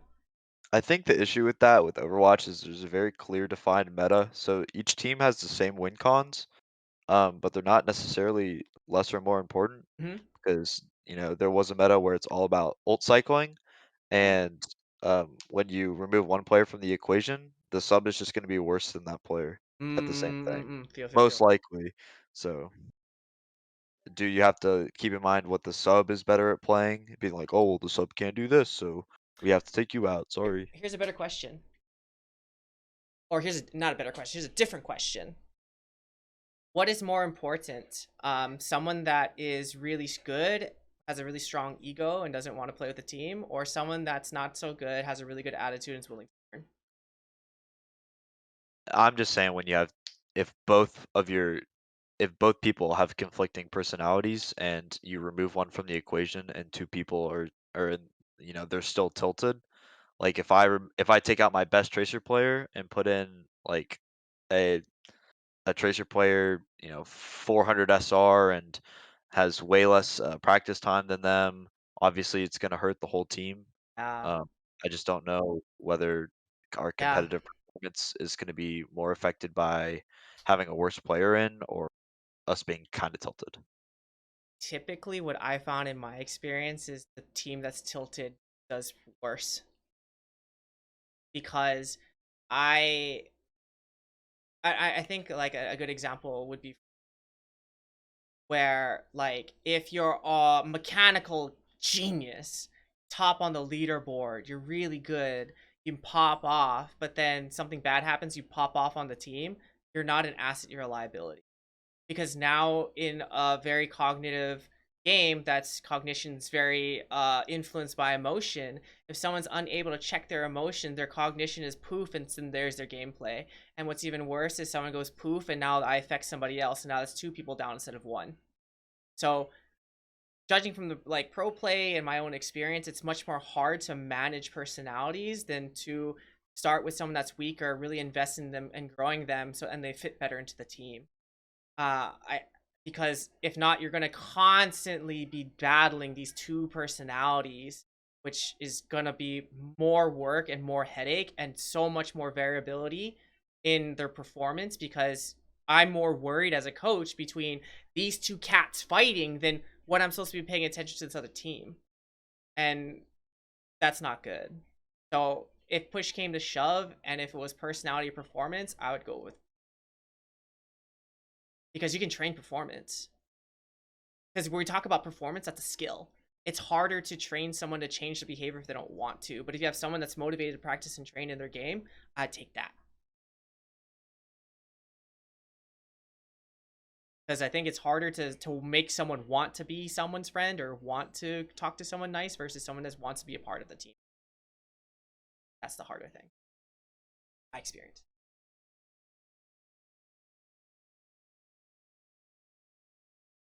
I see the wheels turning too. What do you think, bro? Maybe that's not the answer you want to hear because I think that's hard. I think that's a lot of I mean, even at the school, at the college that I work at right now, primarily with, we also have to make those decisions. Like, oh, person, high skill, low personality match. I High mean, person match, low skill. What do we take?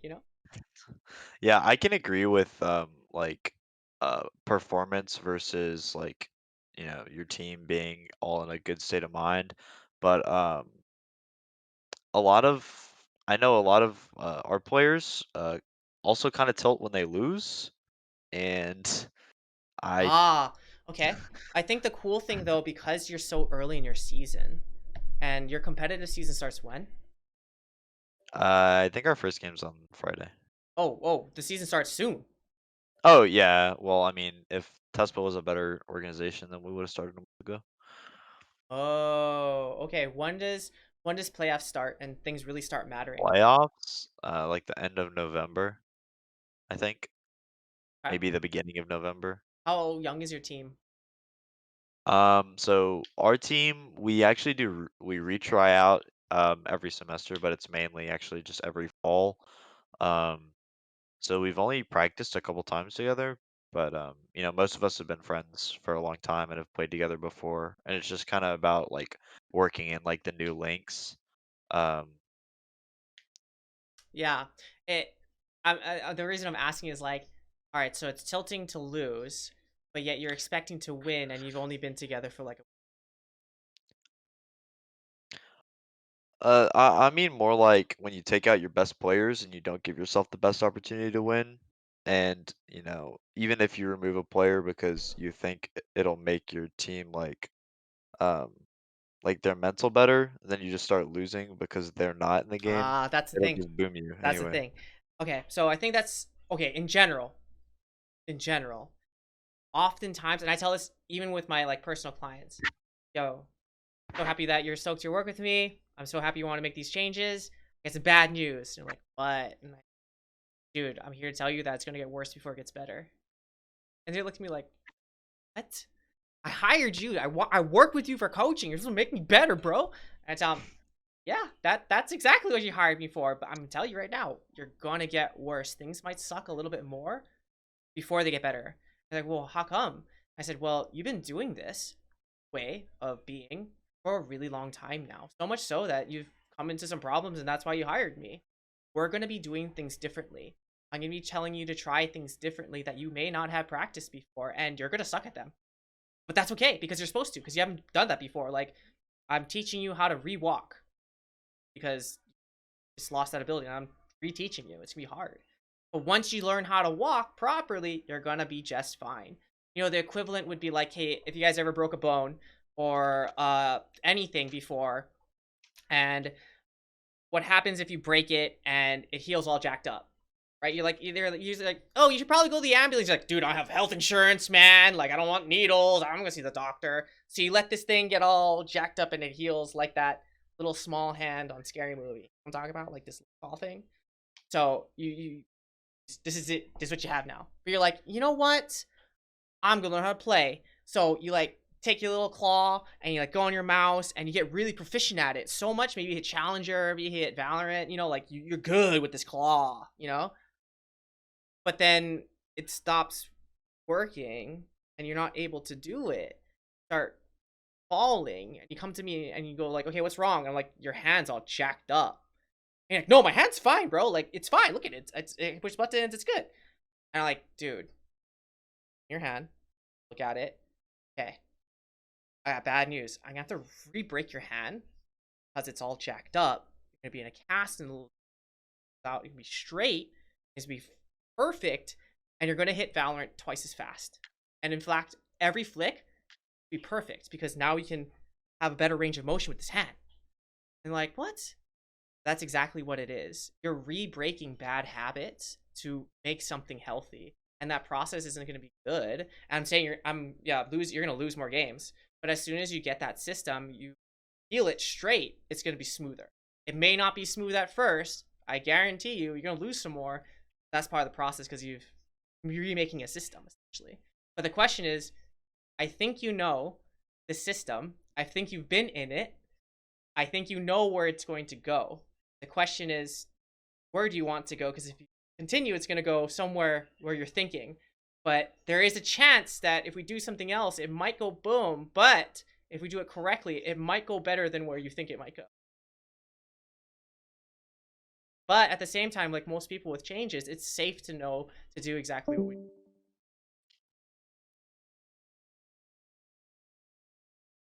Yeah, you got a conundrum, dude. That sounds challenging. And I'm glad that you're the IGL to kind of navigate this. I can't imagine a better person for it.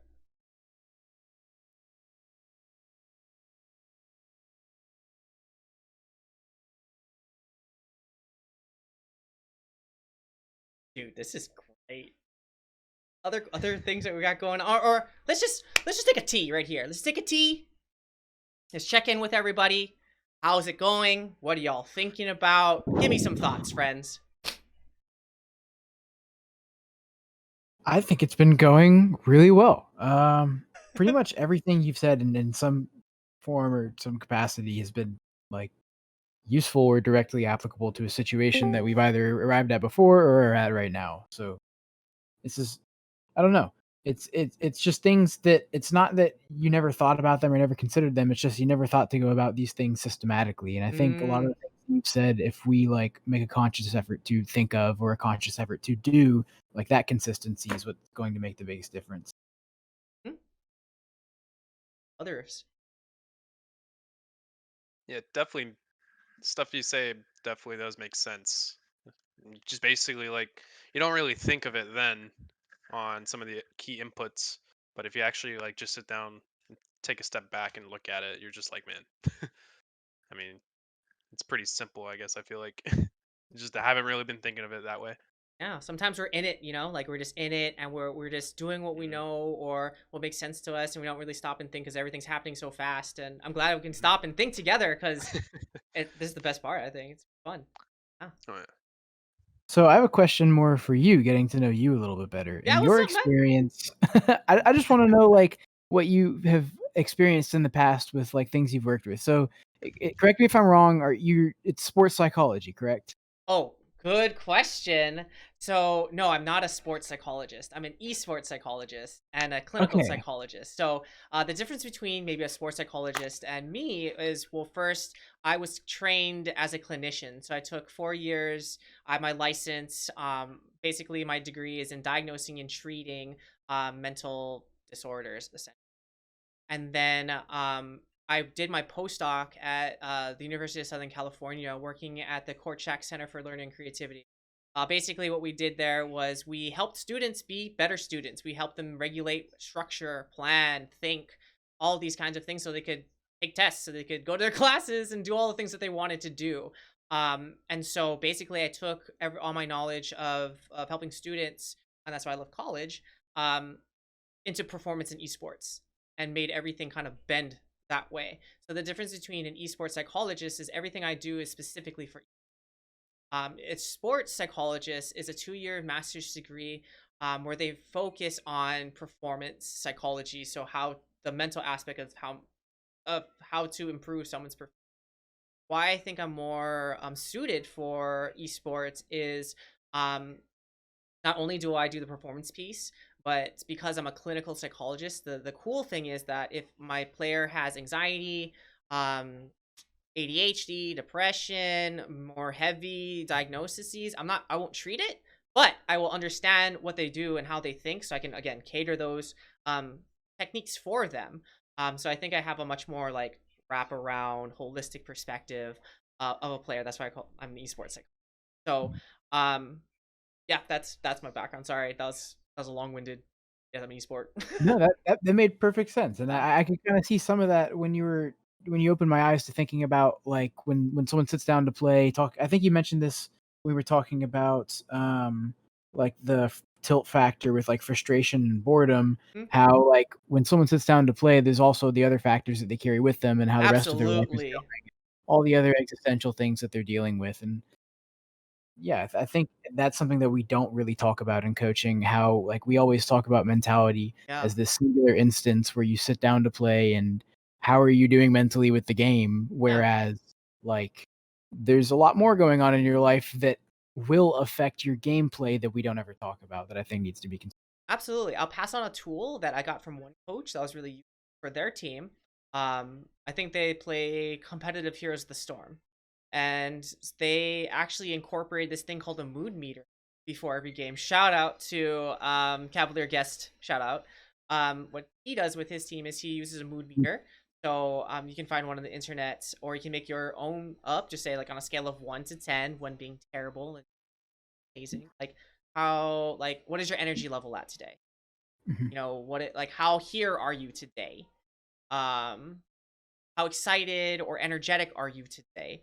At whatever things that you want to kind of scale, again, 1 to 10, it's a Likert scale that they can score.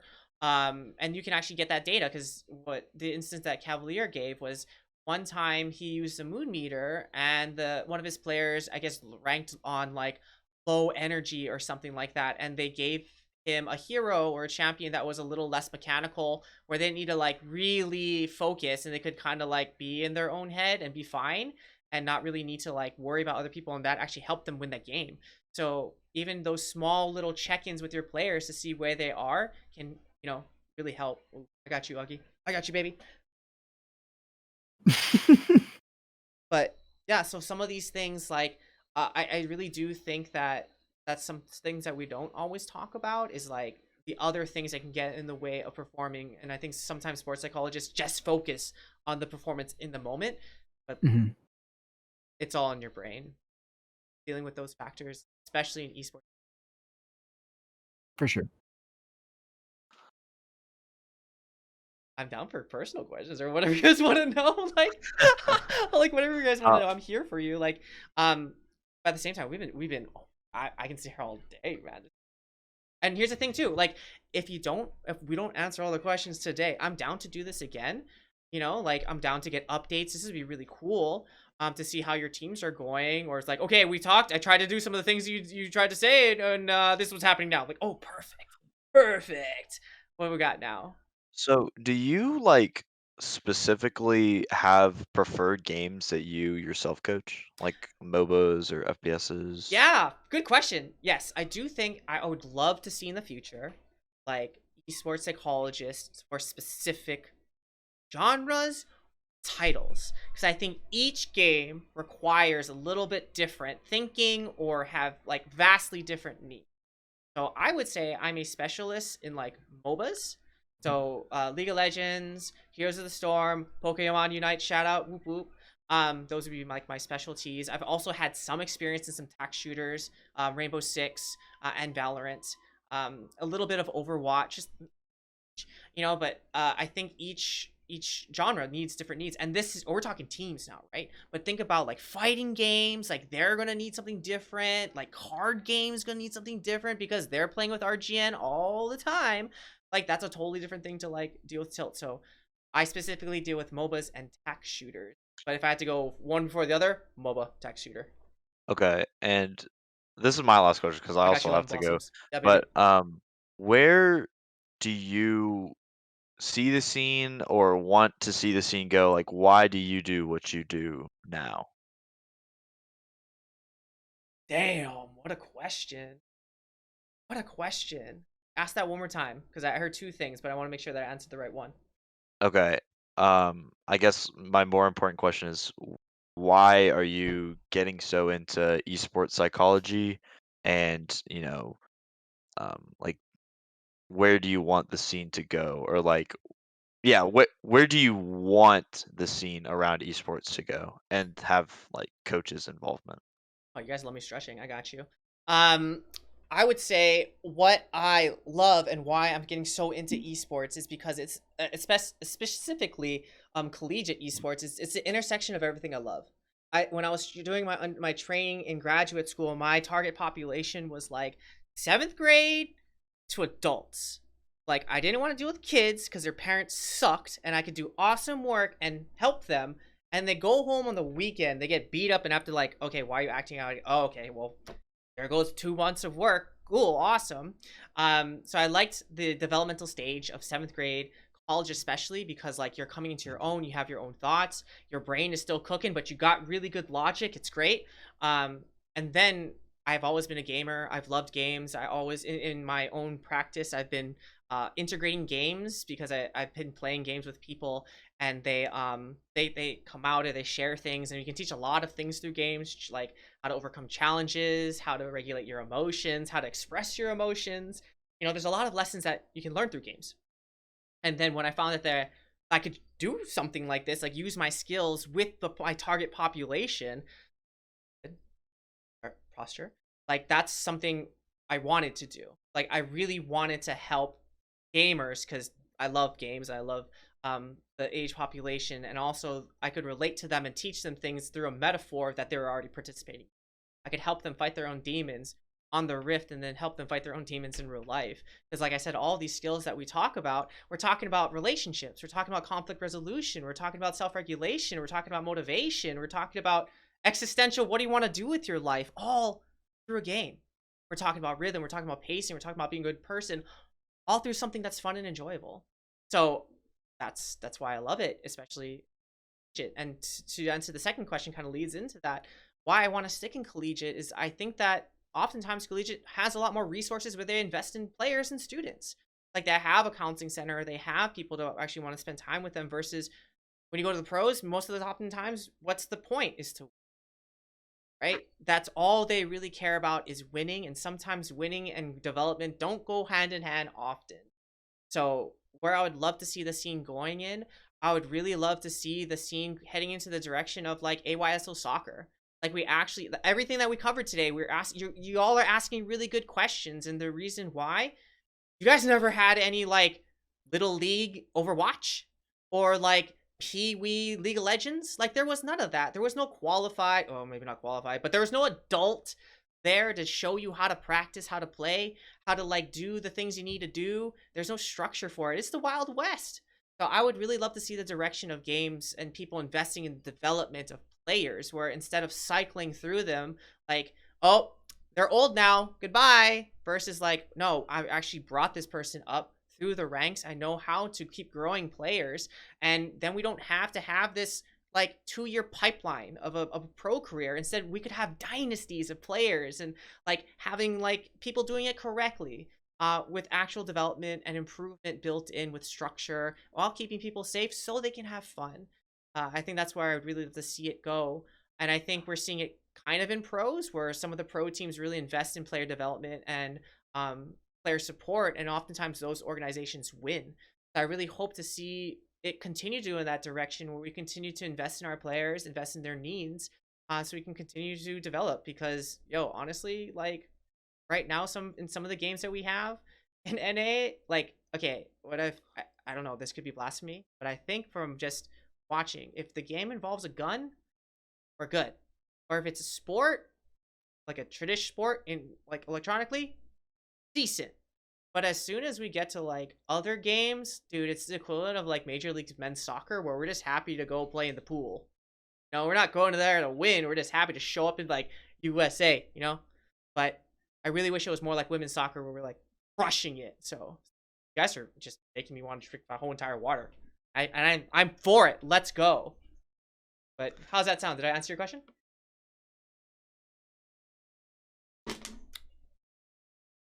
You're muted, bro. Oh, I'm muted now? Oh, sorry, I muted myself. Yeah. I think it's interesting about like what you're saying about pipelining people so that they don't have to have such short pro play, and that they can, I guess what it kind of sounded like is like they can make a career out of it. But pro play is like Weird. really, really scarce, and the odds that you're gonna get a ton of players that are gonna be able to perform at that level into your specific hands for coaching is like really True. unlikely. So unless you have a ton of people with the same mindset, it's probably True. hard to execute, I think. You know what else we don't have though? And why I want to do more things like this? We don't have? We don't have people out there even asking the questions like all of you are asking. Like everyone thinks they can be a coach, or because they're a high level ELO player, like I can coach now. Not true. Michael Jordan, perfect example. Awesome basketball player. One of the greatest of all time. Terrible coach. Terrible. He's a really good player, could see the game, but unable to structure, unable to communicate, unable to deliver, to guide someone from point A to B so they could continue to do that. So just think though, if we had Little League Overwatch, and by the time they get to you, bro, they know the system. They know how to communicate to people. They know how to discuss a win con or a strategy. There isn't any. So that's why I'm so stoked to have all of you, where you guys can actually begin to do that for your players, or begin to do that for Bama. You get to actually think about how to groom possible pros. And yeah, I just also well, think there's a really like slim amount of games that like last that long that you could play from the age that you're 5, 6, 7, 8, until you're 18, 19, 20. Unless, I I think mean, the only game that's been popular for more than 10 years that's League, still being Dota. played a lot is League. I We're mean, seeing it in Dota's Rocket had League such now a too. small There is like a audience. 13-year-old who just got signed a couple, 2 or 3 months ago, I think, to Yeah. one of the main Fortnite. leagues. Well, that's why it's so exciting. I think now it's because, like, if you think about it, though, I think one of the biggest reasons that it didn't blow up is because the conversation about video games is now beginning to change. Like, you can see the winds blowing. When at first, before pandemic started, you got that one article that said, big bold letters, video games, mental health crisis, right? But then middle of pandemic comes and, oh, you know what's going to help your mental health? Go create an island. Go have some fun, right? Video games help connect people and helps you with your mental health. Now tell me, how can 2 months ago something be villain like just blasted as a mental health crisis, and then pandemic hits and, oh, what? Animal Crossing good? How? Explain that. Explain that to me. It doesn't make any sense. So I think it's honestly, when you think about games too, when we think about the existential too, it's like, why are people playing games? You know, I think when you think about games and video games back in the day, you think about, or you picture two people or a singular person in front of a TV or in front of a computer playing by themselves. You know, but this is the equivalent of people come home now to play games with their friends, and the first thing they do is hop into Discord in a voice call or a text call to play together. Now we're seeing the social piece. So I'm hoping that as we continue to grow, and or the space continues to grow, that we'll see titles stabilize. And that's a weird thing. Yeah, no one can be like, no basketball, and it's like yank basketball. But others can do that. So I'm hoping that we'll see, you know, developers really investing in some of the games that they create to create this long lasting. And I mean, really, if you think about it, that just means more money for them because bank, right? Yeah, it's just I find that video games and general kind of evolve as technology evolves, Ah, while a lot of these sports are built on like history, tradition, and the fact that they're having to add new rules to kind of like prevent from like the change of stuff. So like, you know, and this is totally off topic, like, okay. That's certain I'm for medical it. I'm for it, man. certain like medical like drugs and stuff that are considered performance enhancers that a lot of people might even be prescribed for like pain, can have them like fail out of like drug tests and stuff like that, when it's kind of just prohibiting like better recovery and trying to keep like their body healthier longer. While like with video games, like there could be VR where you run around on treadmills like Ready Player One in 3 years, and then I'm sure there's a floor where video games will start to stabilize. I just don't know how close we are to getting there, and I feel like it's hard to work on the infrastructure when you don't actually have the actual structure. They have those like video games like Ready Player One already. Have you seen videos of those? I They're saw I like like yeah, I've crazy. seen a clip. I've seen a clip, Because but I no, mean because like like they'll ready get for like like everyone to play. yeah, but still, it's like hilarious because it's like it's usually I've only seen like horror games for them now, and like people freak out, but they can't run because they're on a spinning platform. that's the Yeah. cruelest forms of punishment. Oh my god. I Sounds would awful. honestly sign up for that. Like the Oh, omnidirectional treadmills, I would love to I do would that. be running in my own poop, and they would be like, "No, you're done. You have to clean." But I think to answer your question of hard to have infrastructure before the actual thing is there, I'd push back a little bit because you don't need an infrastructure to be a good coach. You know, like if you are able to translate these or have these skills when that title is there, you'll be able to coach it. Like if, for example, if you like Overwatch and you take these skills and you really grow your coaching, your interpersonal skills, the way you get strategy and communicate your strategy and structure for your players. Yo, if a new game comes out, Wibblies 3 comes out, and you're like, oh, I want to play Wibblies. You can take everything that you got from Overwatch, all of those skills, and translate it. Doesn't matter because you're just taking a structure, a form, philosophy you have, and just copying and pasting it somewhere. Kind of the same idea. Yeah. That'd be I cool. mean, No? definitely I mean, it definitely makes sense like when you think about it in like the macro scale. I just yeah, like I totally agree. Like having the foundation of like knowledge is definitely Mhm. cool. I just meant not exactly making Overwatch Little League before Oh, Overwatch had been a more popular game for tell you, 25 you know years. what's really interesting though? If you think about it, no one's figured it out yet. No one's figured out exactly how to like make it good, like make it sustainable because each title kind of follows a different model. I really do think Pro Overwatch is a very interesting model where they tried to like ground a team in a city where something that they can play is remote. Yeah, I You think a know? lot of the fans kind of like relate to that because of like how familiarized at least Americans are with Hmm. it for other major Yeah, sports. yeah, yeah. In terms of video games, having it laid out in terms of like keeping it fresh, I think League probably does it the best because they have constant updates, really large player base, and um, They you got the know, paper um, baby too. They can do whatever they want. yeah, updates, new heroes, all that junk. Overwatch, they've been working on a sequel, so I think if like game developers can really commit to one game for a long time instead of getting money hungry in sequels, then I think Yeah, Blizzard's like pro one of play the, can it's like one of can the get so weirdest much up like there. companies where they kind of didn't want to do the update keeping it fresh thing. They really just wanted to like, okay, we have StarCraft, now we have Brood War, now we have StarCraft 2, and you guys just wait for the balance in the next game. It's Yeah, fine. It's so Blizzard odd, sucks. dude. They're really good at doing what people don't want. You Yeah, see people Diablo 2 complain about Double remastered Shield, they and buff then it. them screwing it up. By Yeah. HGC. That was such a ripper for me, man. When competitive heroes went down, I cried. I remember that where I was in 2018.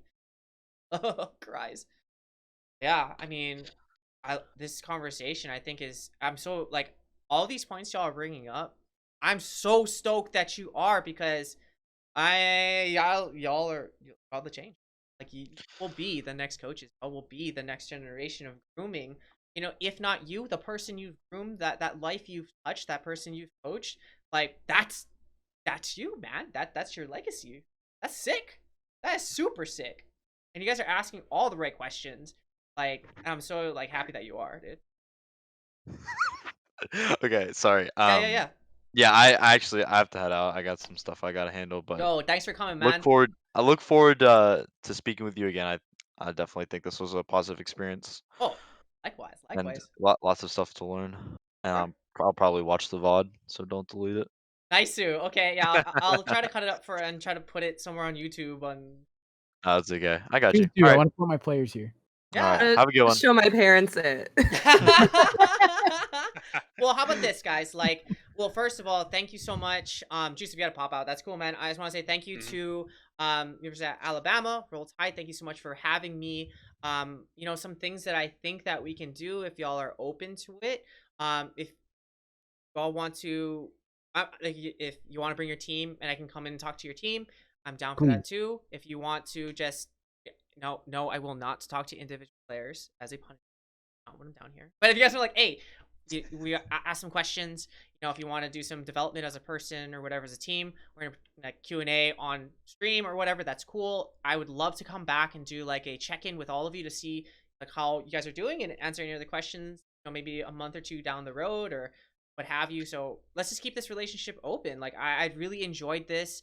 I'm super stoked that you guys again asked all these questions, amazing questions, and I'm really so excited that all of you are in the positions that you so excited for your team. Excited to see you on the leaderboards when I see you guys compete in games. So know that I'll be cheering. Thank you again. Is there anything else that I can do or support you? Any last minute questions that I can kind of like peace out of here? Yeah, I've had a question for a while if you have time Yeah, to what's answer. up? Yeah, Okay. yeah. Yeah. So a lot of okay, well, for our competitive team, we had the same players for multiple years, and then only just this year they all graduated in the spring, all but like one or two of them. So for our competitive teams, we have like brand new rosters of people that have never played competitive before. Um, Yay. yeah, so it's easy enough in the past when you just had like one new person coming in and the others can kind of get them used to the team environment.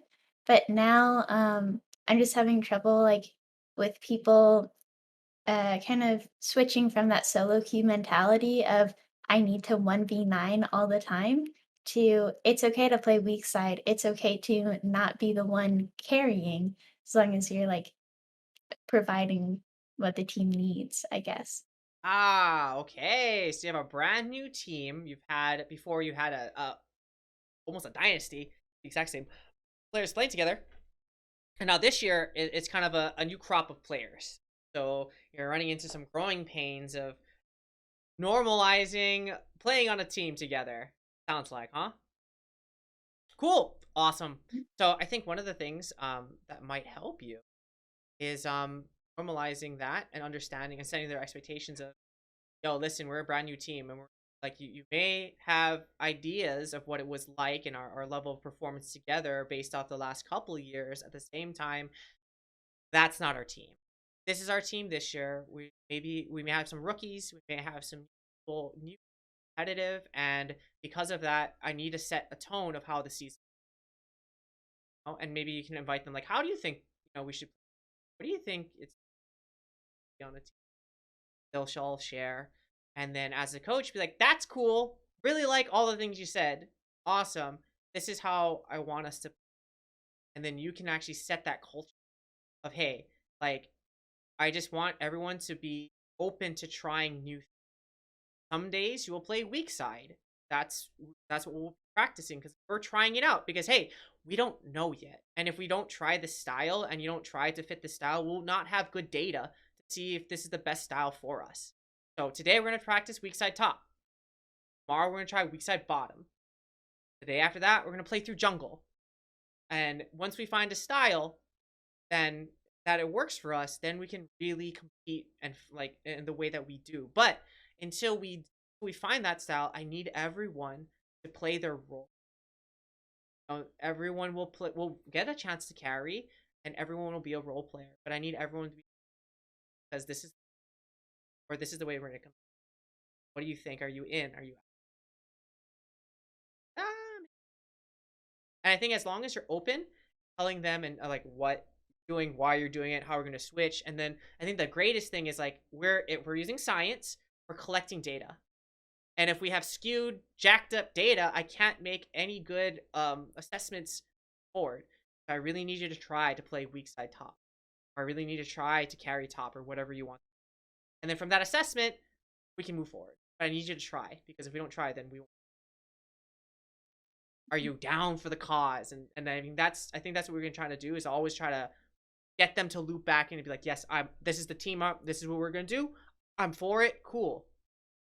And you can always let them know, like, if there's any problems or things that you don't like, let me know so I can re-explain why we're trying this, and then see what they say. Yeah, that makes sense. The situation I had in mind, Mm-hmm. was we had a very fed bot lane, like a Uh-huh. Samir, and a very fed top lane, a Camille. Ooh, Um, okay. the only threat on the enemy team to us was a Malzahar, Interesting. and our yeah, because he would just ult Samira. Word. So our Shinjiao jungle, like, he kept popping the spell shield and just like getting engages, and Malzahar would usually ult him. So I was super happy. Like we won every fight off of that. It's like everyone played the role that they needed to. Hmm? Whenever I joined the call, our jungler was very upset. He said he felt so useless. Um, so it's just like Ah. Ah. he's fulfilling the role that he needs to, but he still has the mentality of like he needs to be the one getting super fed and carrying. But he did. Yeah, that's what I think too. I was Yeah. like very happy with what he did, Yeah. but he wasn't happy at all. So, I Okay. just want to like figure out a way to get it across to him that like you don't always need to be the one that's killing every single person on the enemy team. Yeah, yeah, yeah, yeah. That's that great scenario. So I think in this one, it's like the key word that I picked out was he didn't feel feel like or he didn't feel it. Right, so we're talking about emotion. So I think when we're talking about emotion, um, I think I got approach it slow, but you did. And I'd say, okay, so when you say you don't feel like you did anything, what do you mean? I feel like I didn't get any kills. I didn't hard carry because I wasn't super fed, and that's why I don't feel like I did anything. Okay, well, what did you do? What do you feel like you did? I just went out there and died. Oh yeah, you pulled a Jesus, and what did we do from all those times you died? Yeah, dude, we won, but didn't feel good. Well, what didn't feel good about it? I was dying a lot. Okay, well, what's better, winning or dying? Because, I mean, yes, no, you didn't carry, but I didn't need you to carry. What I needed you to do, as I needed you to do exactly what you did. And because of that, we were able to win. And that's because you carried in your role. That's exactly what I need. I don't need you. I don't need you to do. I need you to be part of this team. Are you okay with it? But it just feels so bad that I'm not doing anything. Look at everybody else. Okay, can everybody else tell this person what they did? What this person literally dying did for everyone? Tell them. Okay, you. What bot lane? What did this person do for you, bro?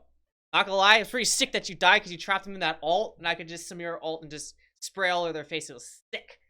Yeah. Okay, dude. You know when you died and you trapped everyone here in this team fight? I took 2 towers top, and we got super fed off that. Oh, but it feels so bad, dude. It was great. It was great. And I'm sure after everyone points out what they did and how it helped them, they might feel better. Because now they're a part of the team and they can see how they helped the team, which might be more helpful than me feeling good just because I killed them. Dude, thank you for like, I know you didn't want to go in there, but you saw that, you ulted them, and we just murdered all of them, but you died. Sorry. But thank you. That was sick. I really would be curious if we had that type of conversation where everyone could point out what that person's death did, if they would change their mind. Yeah, I think that's a really good way of going about it. Thank you. Yeah, good. That's great example. That sounds fun. Oh, I mean, that's a common experience too. Of I think that is definitely one of the early stages of coming together from solo queue is thinking about not just yourself, but thinking about how your actions can affect your team positively. And that is a positive example, though. Positive.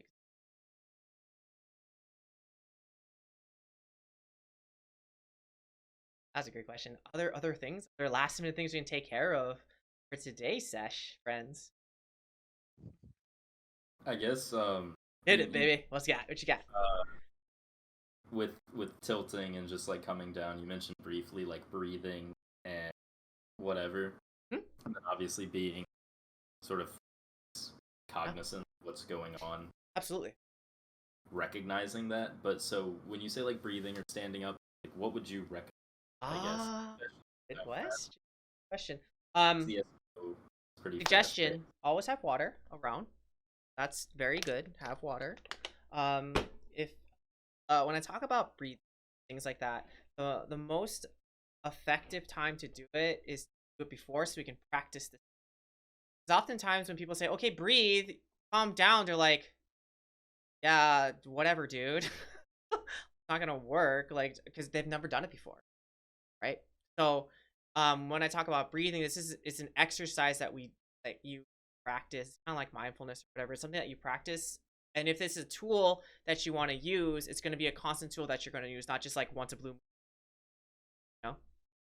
So, really practicing it. And when I say breathing, when I'm talking about diaphragmatic breathing, I'll show you. Okay. We got the live reenactment. Bro, I I'm like trying. Excited. Okay. So don't. I'm self-conscious, so don't stare too much. Be But confident. Your shirt is too fresh for you not to be to confident. You got oh, this. you'll We're all see. Okay, here. okay. So if you guys want to practice, too, you can. Do is you place your fingers together. Okay. If you're in band or choir, this would make sense. Would it make sense in orchestra because they don't breathe? But take your fingers. Okay, I want you to lace them. This is thumb on your belly. What I want you to do, I want you to breathe in, smelling flowers, and when you breathe out, I want you to breathe out like you're blowing out birthday candles. Life's a party, baby. Okay. So, I want you to count in your head too. In, 4,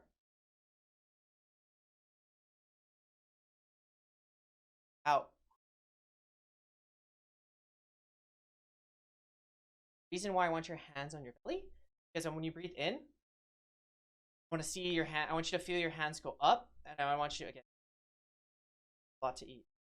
So just out, and then when you breathe, when you breathe in, out, and when you breathe out, your hands fall. So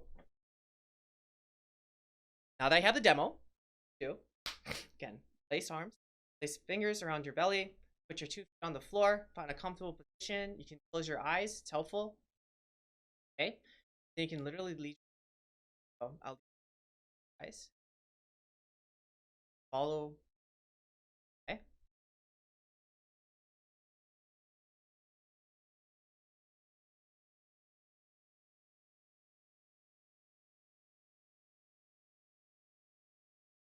Out.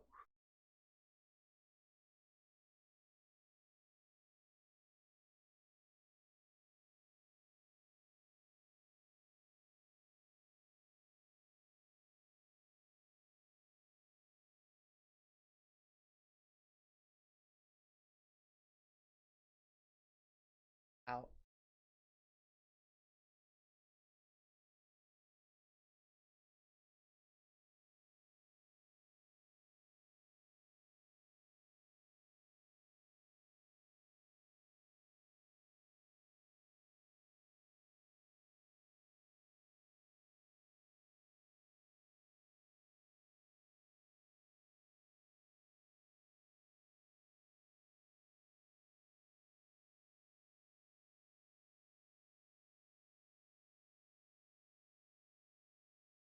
Okay, how is that? I'm very relaxed right now. Yeah. So, like, as long, I mean, if you do these types of breathing exercises, they really help if you do them consistently.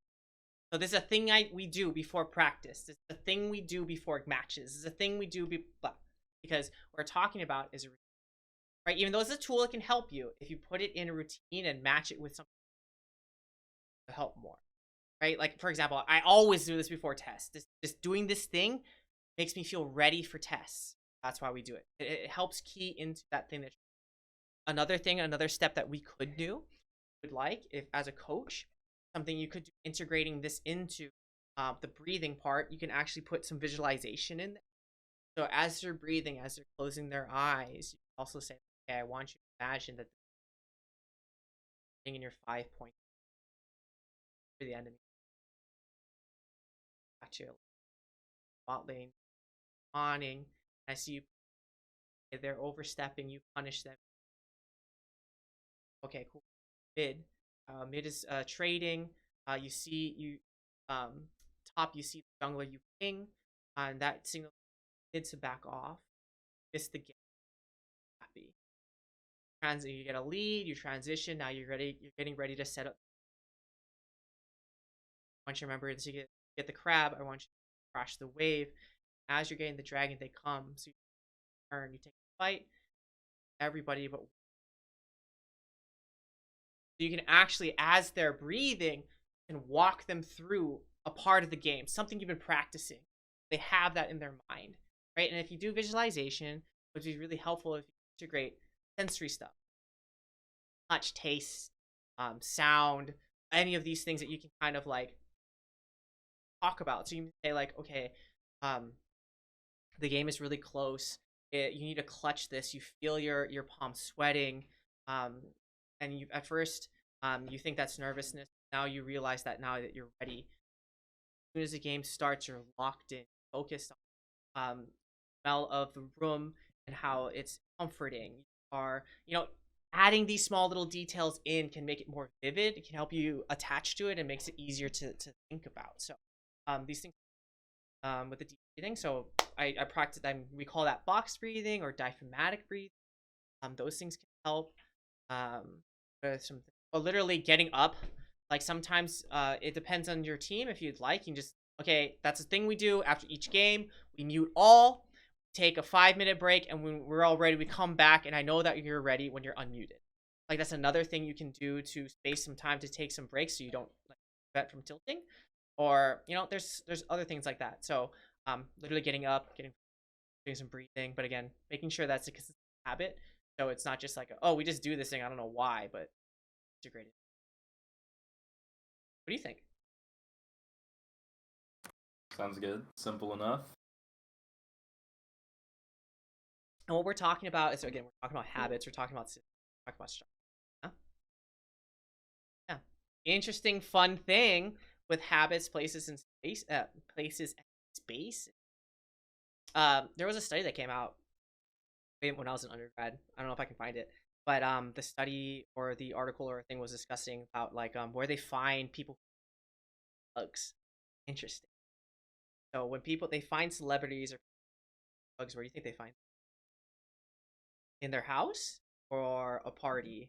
Somewhere not their house. In the bathroom, maybe? Oh, okay, yes, maybe. Like in their bathroom or someone else's bathroom?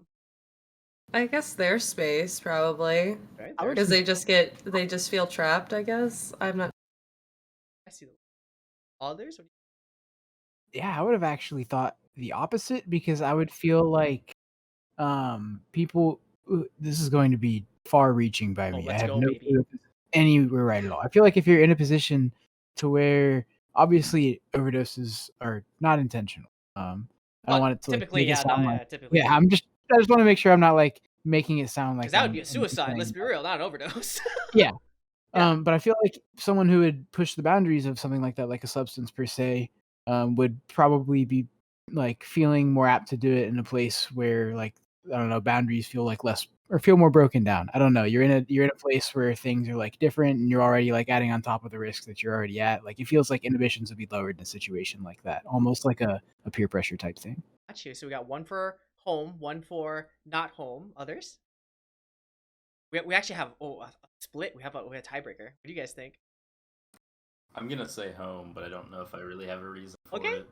All Just right. because like the abuse aspect and little demons, sort of. I see Yeah, I you. guess like the at home thing does make sense too because like you don't have any other form of regulation other than yourself Carson, pick a unless other side. people are with Pick a you. I don't side. know, man.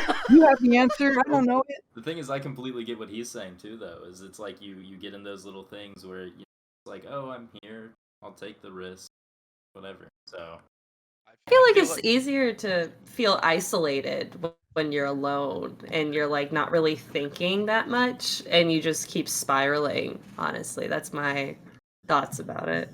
I feel. I have no clue. Yeah, I can see both sides because at like a party or wherever you might get like caught up in the atmosphere. Pick a side, Emma. But I'm side. going to say at home Okay. because I think it could be like you're trying to emulate that feeling that you had when you were out at the party and like feeling good. Okay. I see you. Okay. Three at home, one at a party. Let's say you. Yeah. I would definitely say not home because I feel like if you were trying to be alone, you wouldn't do it around your family because they would see you as a different person if you did. If you think of rationally like that kind of person that would basically overdose, I feel like.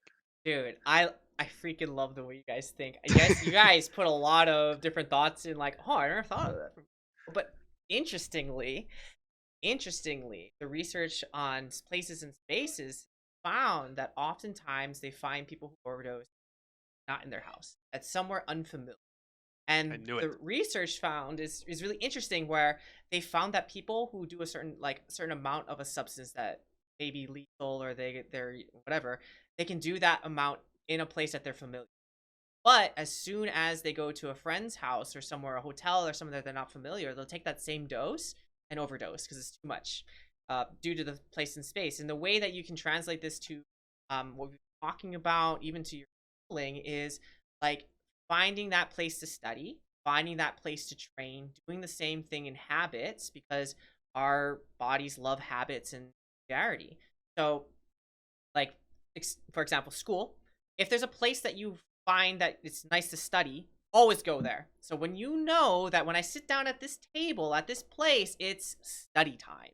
Or, again, for sleeping, your bed, that's only for sleep. Only for fun things. You don't do anything else in the bed besides sleeping and fun things. No reading, no eating, no nothing, no studying. Because once your body goes in that bed, it's like, here.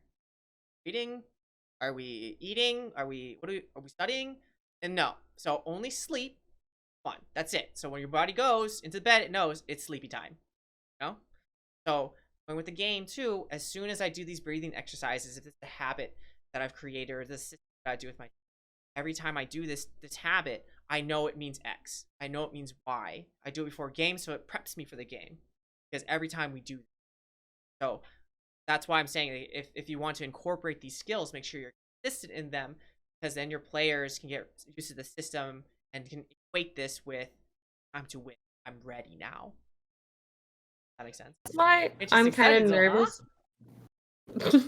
That's why I'm kind of nervous about like streaming our matches at first, just to get like our players like used to playing like not watched, basically. Like even when I play by myself, like if I stream on Twitch, like I play worse because I'm more nervous because people are watching me. I mean, studies show that's true. It's true. And the reason that they showed that streamers play worse on stream or will play worse when streaming, out of what you're saying, people are watching them. There's other things going on. And another interesting thing though, thing about streamers, they don't care for wins and losses. They're just going for entertainment purposes, right? Like they don't really care. So their pressure's off of them, so they can play free. But when you take a competitive player and you tell them to stream, it's like, oh my god, I'm trying to win. Now these people are trying to watch me. So maybe even the baby step for them, your team, would be a homework assignment where everyone streams and I watch. As coach, I just watch. I don't care. But your homework today is you're gonna play 3 games on stream. That's it. And I'm gonna check at 8 o'clock. We're all in check-in together. We're gonna play. Everyone's gonna stream from the room. I'm gonna watch everyone's streams, and they better have it on camera and all. Why? Oh, I don't want to. I'm gonna play worse. I know you're gonna play worse, and that's the whole point, bro. I want you to suck because I want you to get used to this. Because as soon as you get used to this, you're gonna be fine. I want you to get flamed. I want people to say stuff to you because that's real life, and when you play in real life, that's okay. That's gonna happen. And as soon as you get used to it, you'll be just fine because they don't matter. In fact, I want you to train yourself. The exercise for you is blocking this out. That's your exercise. But we're gonna baby step that first and just actually doing it. And we do it with an intention. And after that, we'll be fine. So baby step. Yeah, click and play. Sounds fun. I'll watch your stream. Let me know. Simulating that pressure can be. Oh, you go ahead. You Oh, got you it. can go. I was just gonna say that simulating that pressure can be like really weird sometimes because there was a situation we had about a year ago. Or was it somewhere a year or two ago? We went from playing like weekly streams of 40 to 60 people to we got an opportunity to be on ESPNU in the main Rocket Whoa. Twitch. And I don't know if some of the people in this call remember it, but they probably do. We got absolutely rolled on live television. Nothing like it. Nothing like it. Yeah, we were all at Oh Buffalo my Wild Wings gosh. watching. Dude, we got absolutely we got the team that beat us had 3 pros that they recruit with actual scholarships. So like we knew we were gonna lose, but it was also just terrifying. It was terrifying. And like I don't know how to prepare when you're thrown into a situation that's like that drastically different. Yeah, that is a really, I think. First of all, it's I think the thing that like how can pros go back to school?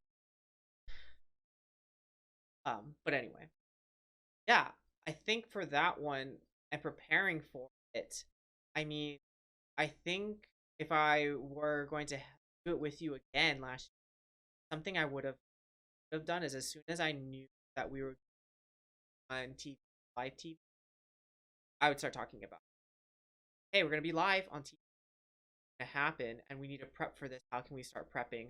How are you guys feeling about being playing on TV? Oh, tell me some of the what ifs that you're thinking.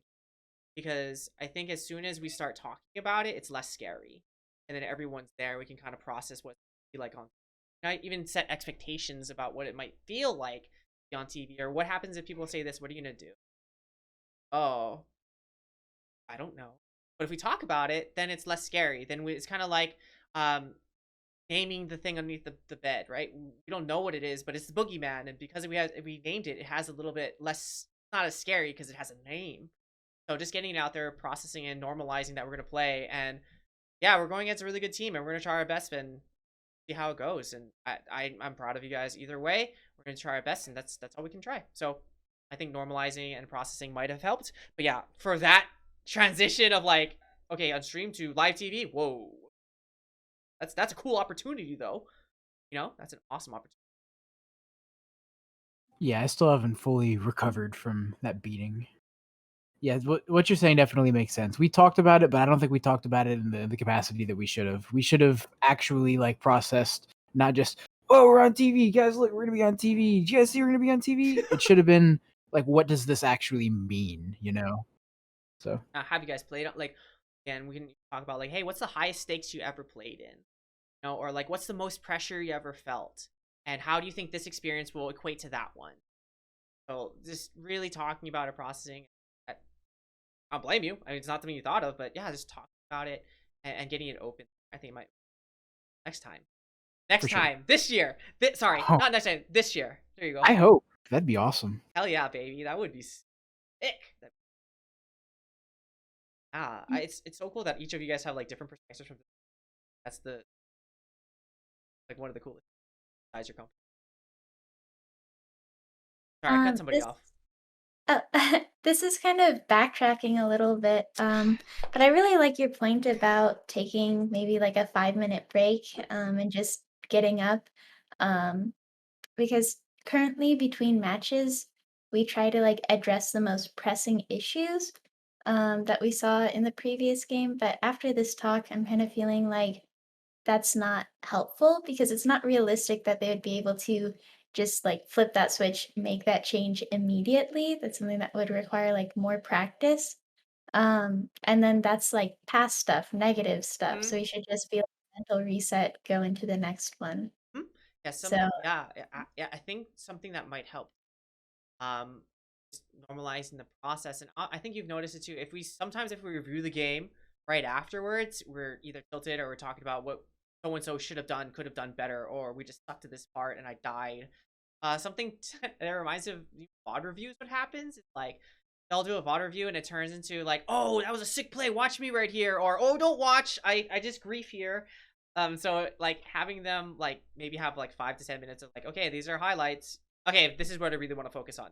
Now that we got that out of our system, but, or if you another an audible adjustment to maybe not taking breaks, so you don't. Okay, tell everyone to stand up. We're gonna do the 5-minute review standing, because that can be very helpful. If you guys are interested, also work with 1HP, and basically we're multidisciplinary that has like therapists. We have a nutritionist, a couple psychologists. So if you want to check out our website, I think 1HP for gamers. There's some stretches and things that you guys can also incorporate into your practices. So that's another. I think it's night and day sometimes because especially if you know some players get tilted and they don't want to talk, then finding them like that out of we all are going to do it. Then they're not singled out if they're like, and it's not toxic. That's just I want you to use the bathroom. I want you to like munch on something. I want to hear it. Like I want you to think about something, and then when you're ready, you can that way where it's for them.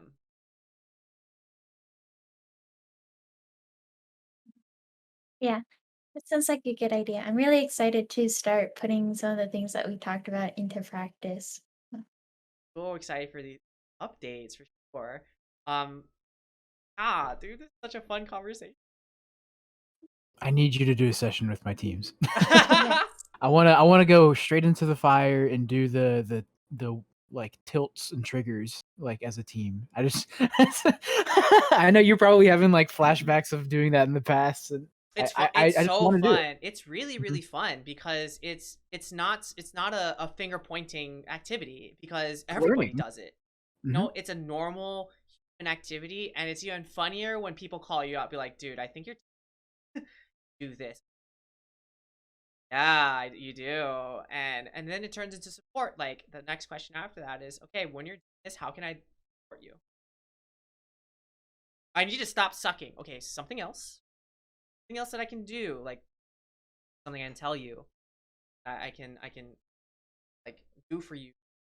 Something I can like say, because what happens in it, then it turns into a really supportive conversation, and then we have actionable steps about how to like mediate tilt, or what they would feel comfortable doing to express themselves in a more healthy way. It's a really fun activity, and it's more interesting to see if people get. That's a whole nother. Mhm. It's isn't it interesting though? We've like covered so many topics, and we're thinking about so many things. Like, how often do y'all get to talk about this? Not very. Not much at all. Ah, unlucky. But I've that's why only had even better. I've only had one conversation like this ever, and it was more like interview style rather than me learning. And this has been so helpful. Yeah, that was someone was doing a study, and I'd reached out to them on Twitter, and they were doing just a study on esports coaches, and I had helped out with that. I'm waiting to hear back on the results of it, but yeah. Wow, that's really cool. Yeah, that's why I love doing these things.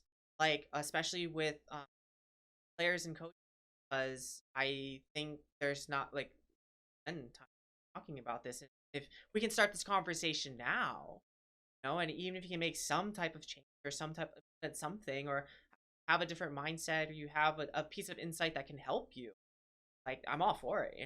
Like, this is great. I'm unlucky that you haven't had it, but I'm glad that. You know?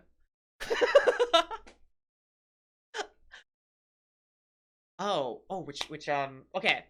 Another thing that I have then that might be, if you guys are interested. You reminded me, actually. I'm actually doing my own study, and I can show it to you right now. I'll put it. I guess. Here, send it. You can go ahead and send it to me, and I'll put it in our coordinator chat. Save you some time. I'm soup time.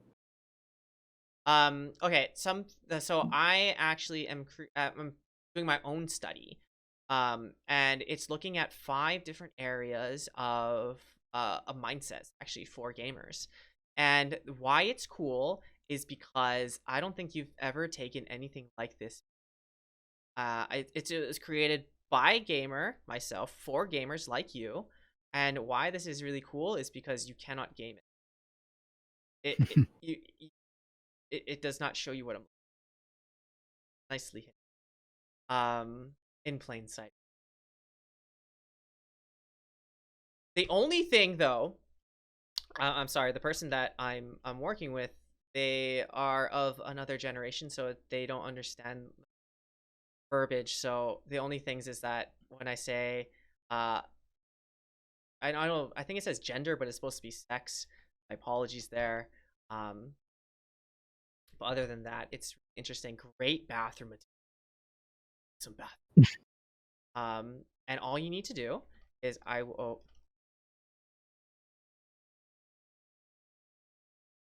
Oh. Okay. There's that first half. Oh, hold on. Study link. Okay.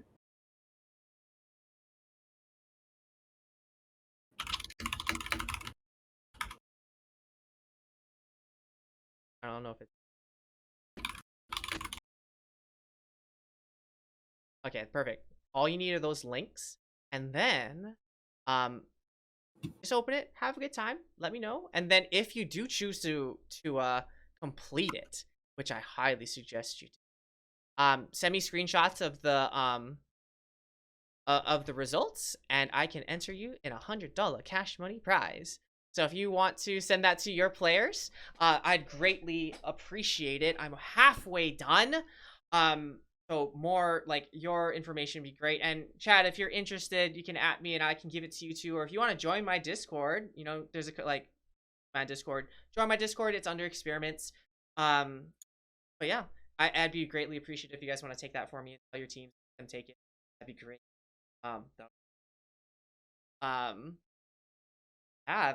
Thank you for reminding me of my study. Yeah, I'll definitely get this to my players for sure. Sure. Yeah. Thank you. But If yeah, you want me to use this, I can send this to the hub for all like the oh, collegiate. hell yeah, please. Oh Yeah, my god, that'd be amazing. Thank you so much. Yeah, that would be yeah. awesome. I have access to their community channel, I think, so I can get you a pretty like nice little platform. Oh my god, thank you so much. Yes, that'd be amazing. That's way too kind. Um, yeah, that'd be great. That would be fantastic. If you're interested, not I can't twist your arm to do it, but I am offering money. But yeah, at least just look at it. I'd be really interested to get some feedback to see what you guys think about the format of this thing. I don't think you've.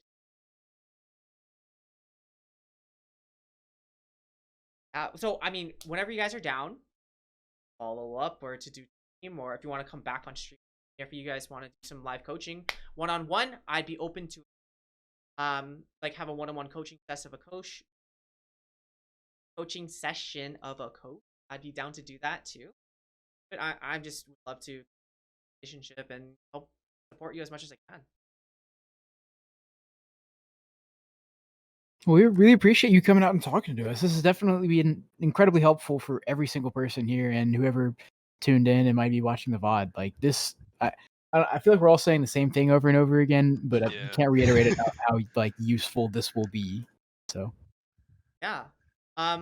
Dude, what time is it there for you guys? I want you to be. I know that you guys are students. You guys have things. Um, I'm not kicking you out. I'm just trying to be mindful of your time and make sure that you guys have time for script and fun and friends and all this stuff. Because I'm an adult, near whatever. 10:30. Yeah, it's I'm almost lucky that I had 10:30. my first class canceled tomorrow. Oh, We had ballin'. Oh, hey, we can had I ask a person? All of you? How is what is it like being a student in college with COVID?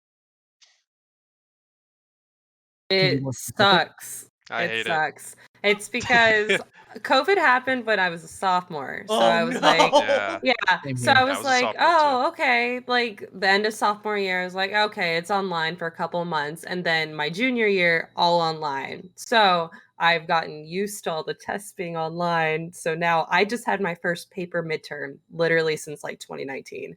And it was like the roughest thing ever because I've never, like, my Yeah. brain is just not wired that way. So it's Yeah. just, My first God, it's was not fun. There's a lot of loopholes in it, but like yeah, I mean, a lot of people can choose to go the online route, but I always try to see if I can do in person as much as I can so that way that mistake that Sophie mentioned that where like taking tests online where you have to adapt, I'm not really I guess you could say it's if you're not able to adapt as easily, you're going to struggle. And people were not really necessarily prepared for the change since, this pandemic. No one ever thought of it ever happening. Yeah. So, I I mean, prefer it yeah. being online, that's the thing. Like, I Yeah. prefer it. I'm at my computer all the time, so might as well. Yeah, electrical so engineering. like yeah, you're Everything's going to have online anyway. preferences and like going back to in person, it definitely felt good to me cuz if I'm online like I'm not socializing with anyone, so mentally, like it can mess with your head after a long period of time because you're gonna need to socialize. This is what college is for: is meeting new friends that you're gonna probably be friends with for almost the rest of your life, and network and connect with one another. Because who knows what we all do is we're all gonna do something different in society. Ah. Okay, follow-up question. How has like your involvement in sports or the club affected pandemic? Or how like good? Did it help you? Like an escape? Like what was it like to be part of like the esports? Bought my computer because of the pandemic. Like, Same. yeah, I was like, "Okay, this is something I can do because 'cause I'm home all the time," so I bought my PC because of that, so As a treasure, like I got to look at the numbers of how many people joined. It was pretty stagnant for like the most part when we were online because usually when people see other organizations and clubs on campus, it be via like get on board day in person. And so because we didn't have that year when everything was virtual, not many people I guess turned out to really just, want to see what we are and what we do for fun. And we just had our first event like the year that the pandemic began. We had our first LAN event, and it was awesome. Like Everyone enjoyed it. Everyone had so much fun, and the fact that we had to go online for the rest of it, it Ugh. just it hurt everyone, like honestly. First But when language. we finally did get on board day again in person, like it just so many people like came to our venue, and our club just took off from that. There was a So crazy amount of people at the first meeting, like yeah, crazy amount. It we was had over awesome. a few hundred people join, Yeah. and we've never seen that amount of turnout Wait, It sorry, was did from you awesome. say like a the few previous years. hundred? Like It Yes, was, 100 it was hundred. absurd. Like yes, what our meetings used to look like would be we would have a room in the same building that we used for like 3 to 4 years. 20 to 30 people would show up. That's including all the officers and coordinators. This first meeting that was just a couple weeks into the semester, like we booked a room for what was it, 50 to 60 yeah, people? 50 people. Literally like well over 100 people showed up. It Yeah, was the most mind-blowing That's thing. So I think bananas. it's What? crazy. pandemic definitely was weird during, but like afterwards, people want to game, and it's.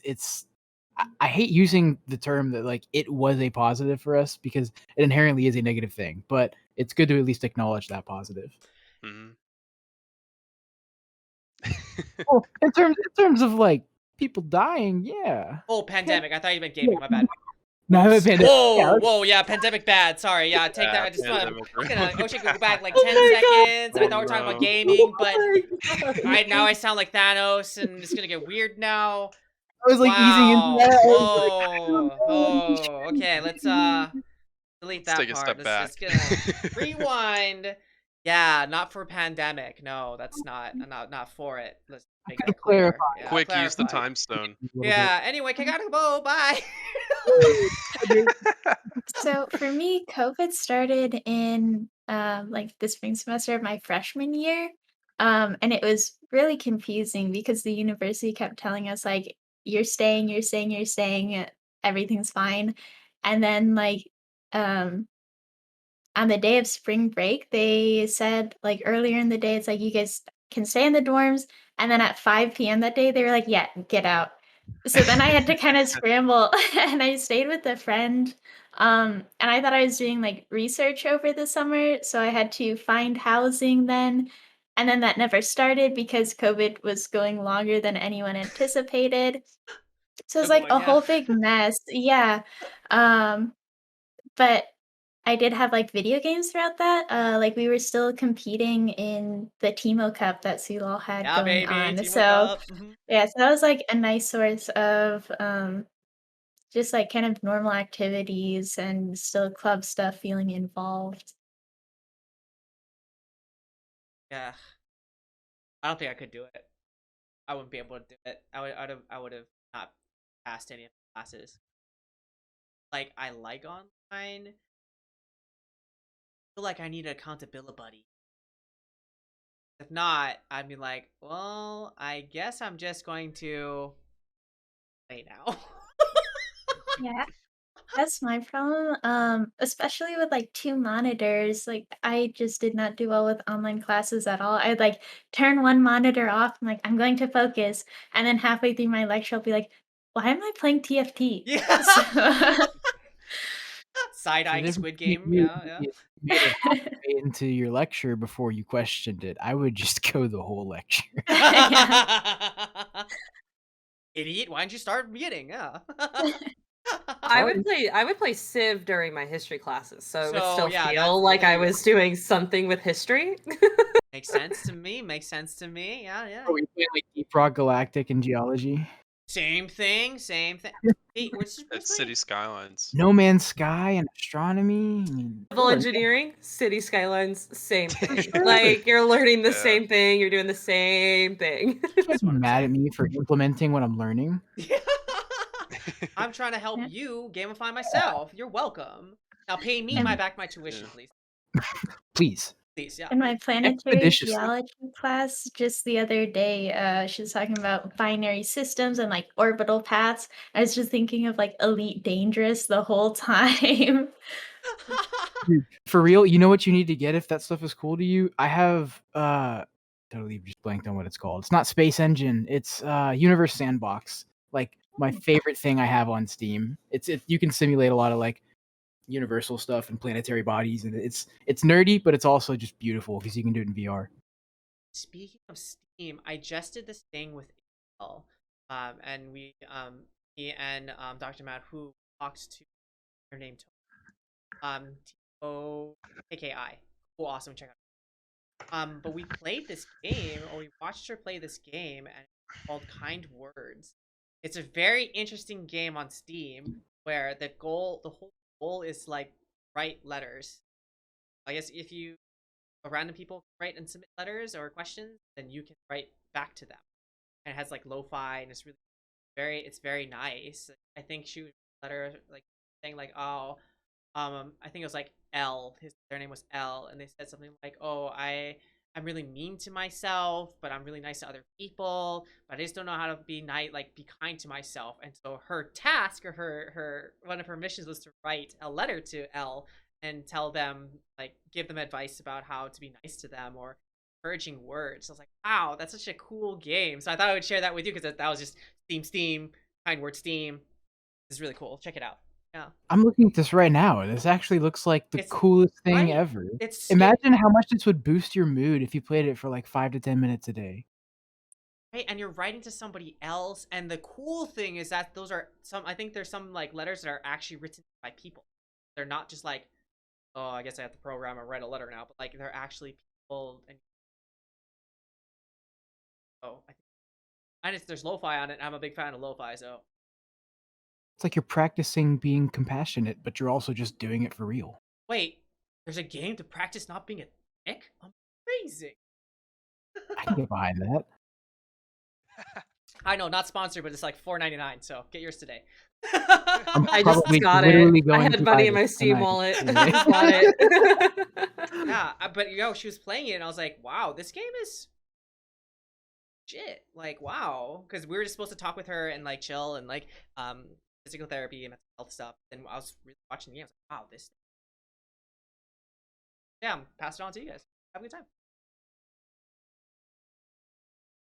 All right, friends. Cool. Well, how about this? Let us well, I'll be in contact. I sent you all friend requests, so be my friend, and then you guys can like message me whenever if you need something. If you want to set up another like coaching session, want to do it live or with your team, message me, figure it out, and yeah, let's get back together in like a month or two or something. Thank you. Was it Aram? Aram? Yeah, Aram was the Aram. guy that left a little bit earlier to close. do his project. Yeah, because it's like I see Aram, I was like Aram's like Aram. So well, thank him. I'll try to contact him to see if we can go get back together in a month, all of us. But if not, we can be in contact, and we can. Thank you so much to all of you and University of Alabama for having me. But yeah, you guys are all my friends. Like, we're all friends now. Send me requests. I got you. Send me DMs, and let's just be friends, man. Yeah, thank you for taking your time to come out and actually help us mentally just get everyone prepared, because I know obviously like this is some valuable information that our coordinators are going to definitely need to help further on be better at being a leader. And just being better Yeah. humans. Better humans too, for sure. And at Yeah. the end of the day, that's my goal. So glad you said that's like my thing. I'm so glad you said that. So, yeah, if you want other stuff from me, my Discord is there. There's some resources and articles. I used to do like article readings on my. I've since away from that, but maybe back, we'll see. If you want to visit my website, there's other things there for you. It's psychsensei.com. That if you go to my website, you can get my Discord, you can get my Twitter, my TikTok, making things in Arizona car. Great. I did. Oh, sorry. My TikTok is mental health, esports psychology stuff, but then no one watched that shit. So then I started baking things in my car. So I did cookies, brownies, I did bacon. I did a pork chop last time. That was like the finale because summer's ending. So you can get my TikTok for funsies. Twitter, LinkedIn, Facebook, Instagram. It's all on my website, psychsensei.com. So if you want more resources or want to get hooked up there, you can. But yeah. So that's it, and we'll just let's meet soon. Sounds good. Thank Can I you. ask Good to me. one really Thank you. quick question? I hate to ruin the fun ending, Go but for I it, have baby. to know. you had to pick 3 musical acts, artists, all-time favorites. I just want to know. What a good way to end. That's really hard. I just went to a festival like last weekend. Oh, that's still in my brain. I would say, since I'm from Hawaii, one of my favorite bands is the Green Band. Amazing live reggae if you like island music. If I could go, okay, this is awesome. I have to pick one or the other. Okay, that's for sure the Green. I want that. Not gonna lie, it'd be this is gonna be a weird one. Oh, maybe this would be three between 3 of them, and then Zed. So the 3 of them would be Billie, because I've seen them live. Amazing. Billie Eilish, Bruno Mars, Ariana Grande. She slaps live. So those 3 have like, it's hard to pick because I mean, I'm not saying like, I'm just going from what I know because it's hard for me to judge what I don't know. But push came to shove, maybe I'd kill Ari. Be between Bruno, because Bruno, showman through and through, amazing, dude. Billy, she gets. So it's hard. It's be a toss up between, but definitely Zed, and definitely the Green. I used to live in Hawaii. Really? Where? I was born and raised. I lived in Eva Beach on the Big Island. On the Big Island. I'm from Oahu. Yeah. So you said Oahu. I was like, oh man, Eva Beach on Oahu. Oh, cool. Yeah, I was born and raised. I mean, on brand point, like my Aloha shirt. So I was trying to represent. Woo! A lot of things that I, like the things that I like from Hawaii, that we really community, relationship well, and so I try to integrate that all into my.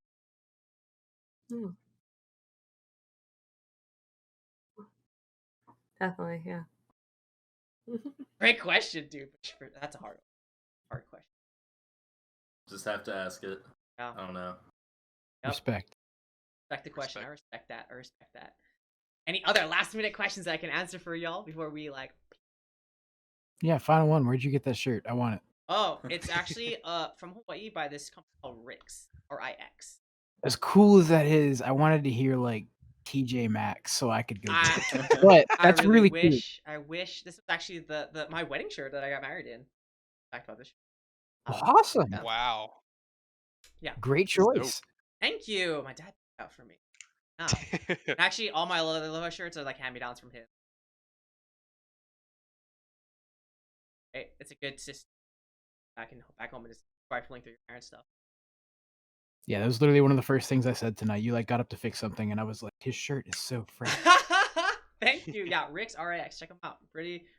Will do. Island shirt. All right, friends. Well, again, let's keep this going. I'll be reaching out to you. If not, reach out to me. And yeah, I'll see you guys all very soon. Thanks so much for inviting me again. I had a blast, and let's thing roll.